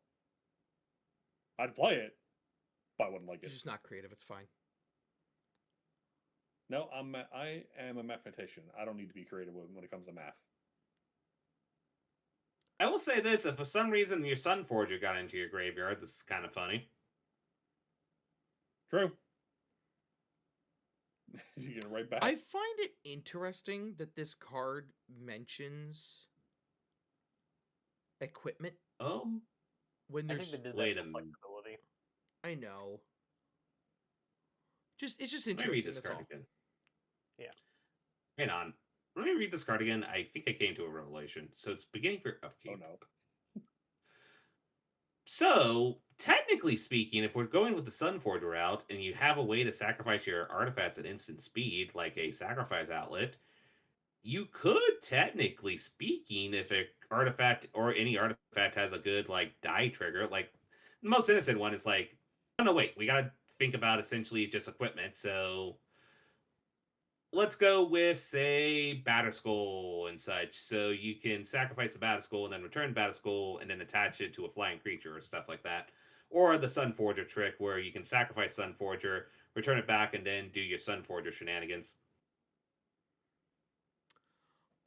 I was personally thinking the reconfigure creatures. Ooh, that's another good one. Yeah, I say because they do count as equipment as well. Yeah, there's a lot you can get away with this. I think also any equipment that also makes a token when it comes into play is also very good. Like you mentioned with Batterskull, any of the 4 Mirrodin cards. Yeah. And then quite frankly, also any deck that is just doing auras, because again, this thing is mono white. So like all the Light Pulse decks are gonna want this. Mm-hmm. Weird question though. Hmm. How does this work when you take Reanimate from the graveyard? Oh, like Animate Dead? Or Animate Dead? Hmm. Does it attach to the token, or does it attach to a creature card in the graveyard on the resolution? I'm not a judge. I don't know. Yeah, I'm not sure. Hey, folks out in the world, leave it in the comments. We'll look it up and see if we can't add an addendum at the end of this video. I won't, but I'll try. So, just a food for thought. Yeah. Yeah. I would All assume right. it would be attached to the token since it's part of the resolution of bringing it out of the graveyard. Right. But again, not a judge. Yeah, but then its ETB would go on the stack. And then should bring the Well- creature out of the graveyard with it attached to it. So it would ping pong around. Yeah. Like it would come out attached onto this thing as part of the whole of the effect, and then should be like, oh, but I entered, now bring a creature back from the graveyard to the battlefield and attach me to that instead. Hey, Forum Filibuster became a reanimation enchantment. Yeah. Okay. I mean, it's you, Bill. Yes. So the first card I'm going to talk about is Intermediate Chirography? Chirography? Yeah. I think it's chirography or chirography. One of those two. It's 1 and a black for an enchantment class. When this class enters, create a 2/1 white and black inkling creature token with flying. You can move it up to level 2 for 1 and a black. When you lose life for the first time each turn, put a +1/+1 counter on target creature you control. And then for 2 and a black, at the beginning of each end step, if a modified creature died under your control this turn, create a 2/1 white and black inkling creature token with flying. I think what's really fun about that is the modified creature does not have to be a non-token. So if you modified the Inkling token and that died, you will replace it with an Inkling token at the end step, Makes sense to me. which is fun. I can appreciate that. I really enjoy it.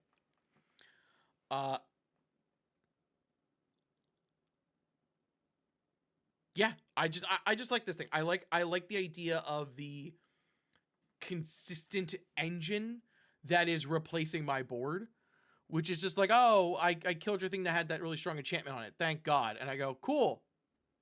Inkling. Here comes my inky army. I mean, you can also do shenanigans with this where you can flicker it just to make it as a just to make more tokens. That is also true. True. It's also true. And also, the first time you lose life each turn can be controlled, because you could always just do it yourself with like instant speed stuff that does that. Yep. Mm-hmm. Oh Nice. yeah. Okay, that's me. Lev, what is your second favorite card? Okay, let's. It's the one we share in. Like I said, Daniel worked on these decks, so yeah, Kamigawa card had to be in this commander pile. And this one's a pretty good one. It's Iganja Dynastorian, 2 and a white for a Fox Advisor 2 free vigilance. It has whenever you attack with 2 or more creatures whenever you attack with 2 or more creatures, aka in a deck with a lot of Inkling and other tokens, it's not going to be that hard. This creature becomes prepared. And what's the prepared spell? Well, it's a $400 card. It's Replenish. Free and a white sorcery. Return all enchantment cards from your graveyard to the battlefield. Yep. Anyone who ever played Enchantress decks and either played with or proxied a Replenish knows how good a Replenish is. Mm-hmm. Yep. And like Stinsia saying with this is not a hard card to prepare. You just have to attack with 2 creatures. You don't even have to attack with the Dynastorian. Nope. Yep. And you have access to replenish and just return all your enchantments from your graveyard. And if anyone had ever had a shenanigans where they had a bunch of enchantments triggers after a replenish, you know how silly that is. Yep. Y'all better get real familiar with the rules of auras targeting creatures that have hexproof. When they're just put on the battlefield, yeah. Yep. Yep. I have absolutely no notes. None. Yep. Thank you for bringing this card into my life, Wizards. I approve. The only thing I could have asked for is the Tabernacle. Oh dear Why God, not? No Tabernacle. No. Yeah, denied. Fine, just give me Vow of Loyalty on the card. I will give you Moat before I would give you Tabernacle. That's fair. That's fair. Give me Glacier Castle. It's fine. Geek, what do you got? It's an awesome card. Has great word on it. It's Coercive Impetus. 2 and a black for an aura. Enchant creature. Enchanted creature gets +1/+1 and is goaded. And whenever enchanted creature attacks, you draw a card and lose a life. I love all the impeti cards. Impetuses. Whatever. I like all them all, but this one's really good. I like this a lot too. Yeah. This is actually one of I the also few like ones. it because Ryan hates the word goad. I stand by what I say. Whoever the fuck it Wizards, there's my one, came up with the word goad as a mechanic. I have choice words for you. I'm not going to say it. I have choice words.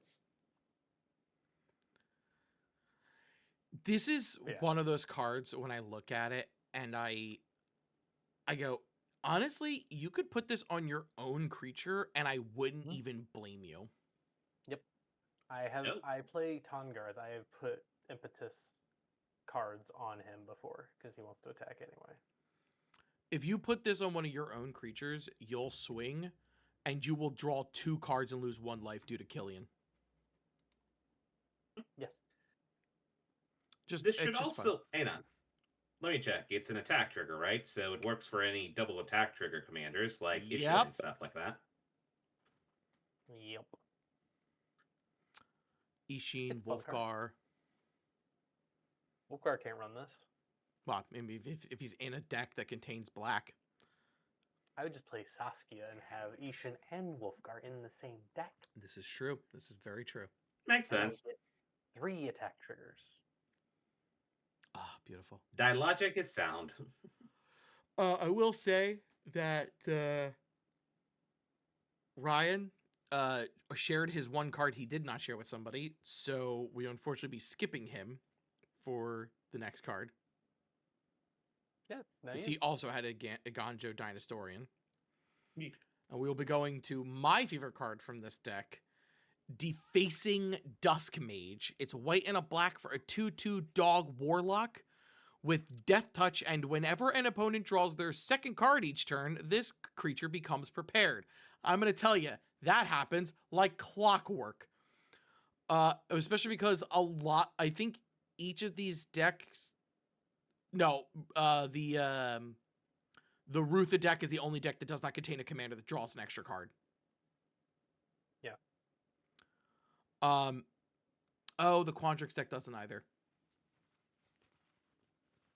None of them say draw a they're card blue, on them. They're blue decks. They'll draw Yeah. cards anyway. They will draw cards for other methods. Yeah. The prepared spell is Vandal's Edit. 1 white and a black for an instant. Draw 2 cards. Each player loses 2 life. There is nothing that I love more than punishing my opponents while I get value. I love. We have I very similar mindsets on that. I just like to do red with it. I prefer to do black with it. I'm sorry, white. They're a with good it. doggo. He's such a good boy. Yes, he is. Stabbing people in the face while I draw cards. I will say one thing, though. Howling Mine. Yep.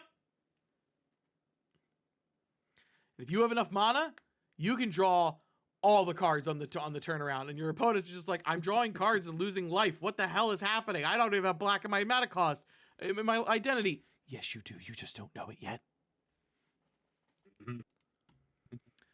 So, we got one last question to ask the table.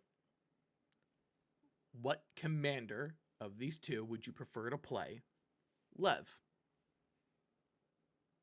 Both of them are good, especially if you brew around them.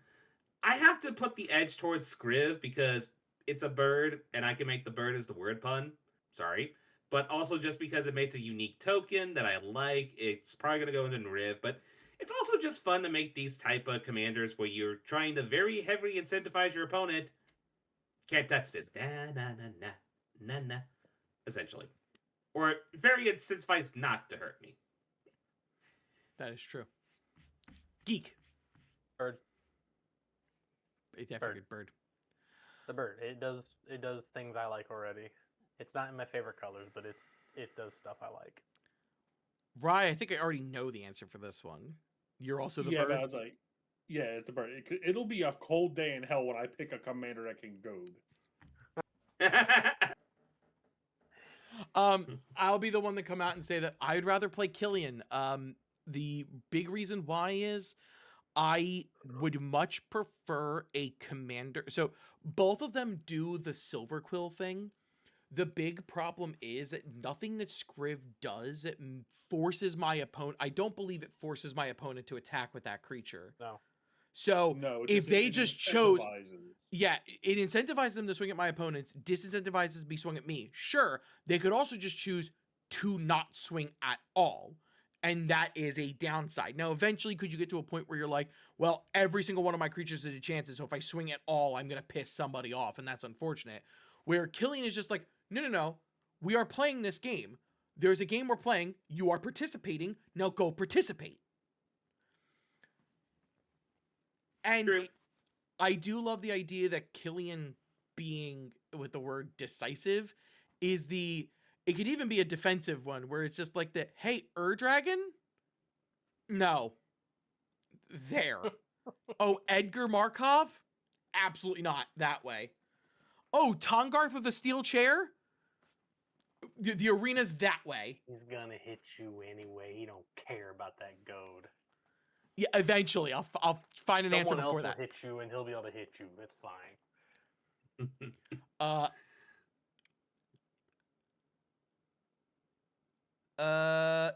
no, until your next turn. That creature attacks each combat if able and attacks a player other than you if able. Yes. Yes. But Congress trigger would allow him to attack you. I just kill him. Because when that player attacks you, he becomes...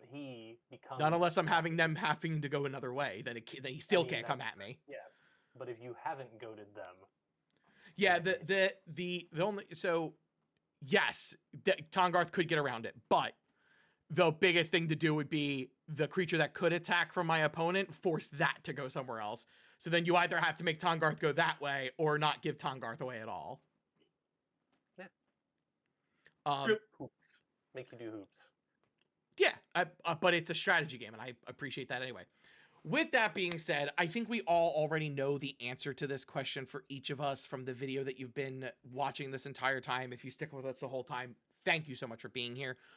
Lev, what deck would you play out of these 5? Let's go with your top 2. One is obviously Chondrits. I like my Chondrit shenanigans. Second one would probably be the Quintorius one, because I like token shenanigans, and I do like kind of like the graveyard manipulation shenanigans a lot. So it's Chondrits as well as Quintorius. Okay. Geek. Okay, what's the second deck? Prismari. Okay. Rye. First one's obviously Chondrix, second is Prismari. Okay. There's been a little bit of a weird consensus here. My first is obviously Silverquill. My second, hilariously enough, is Prismari. Wow. There's just something about the blue-red deck doing things the way that it's doing.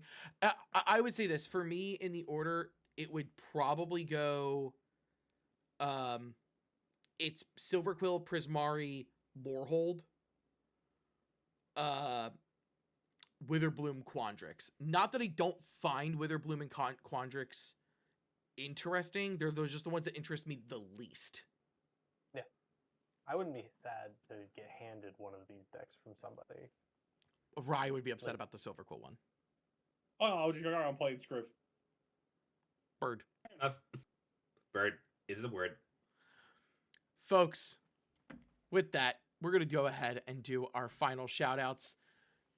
Lev, go ahead and shout yourself out. Hey there, my name is Lev Dev. I'm mostly on Blue Sky at the moment. I also do YouTube with top 10 videos and such. I still need to put the top 10 TMT set. I did the Twitch stream for that. I still need to put the live footage of that on YouTube, but I do plan to have a full top 10 for Secrets of Strixhaven because the set is really good. And I'm also known for my review threads, which I'll be working and finishing that up this weekend. So if you want to see my 2 cents on all the cards in the set and just figure out which formats they go in, follow my review thread. It's on Blue Sky, and it is pretty easy to categorize everything. And you get kind of like a good hunch of analysis of card analysis. Also, you can follow me on Blue Sky for just my 2 takes on cards or various card game products. Thank you so much for joining us. Geek, anything you want to shout out? With Bloom! Rye, anything you want to shout out? No, I think people already know where I stand. Goad him all the time. I hope you were taking notes, because all of this, and I mean all of it, will be on the next test. I hope you're ready for the pop quiz. And thanks for joining us for Dungeon Delving.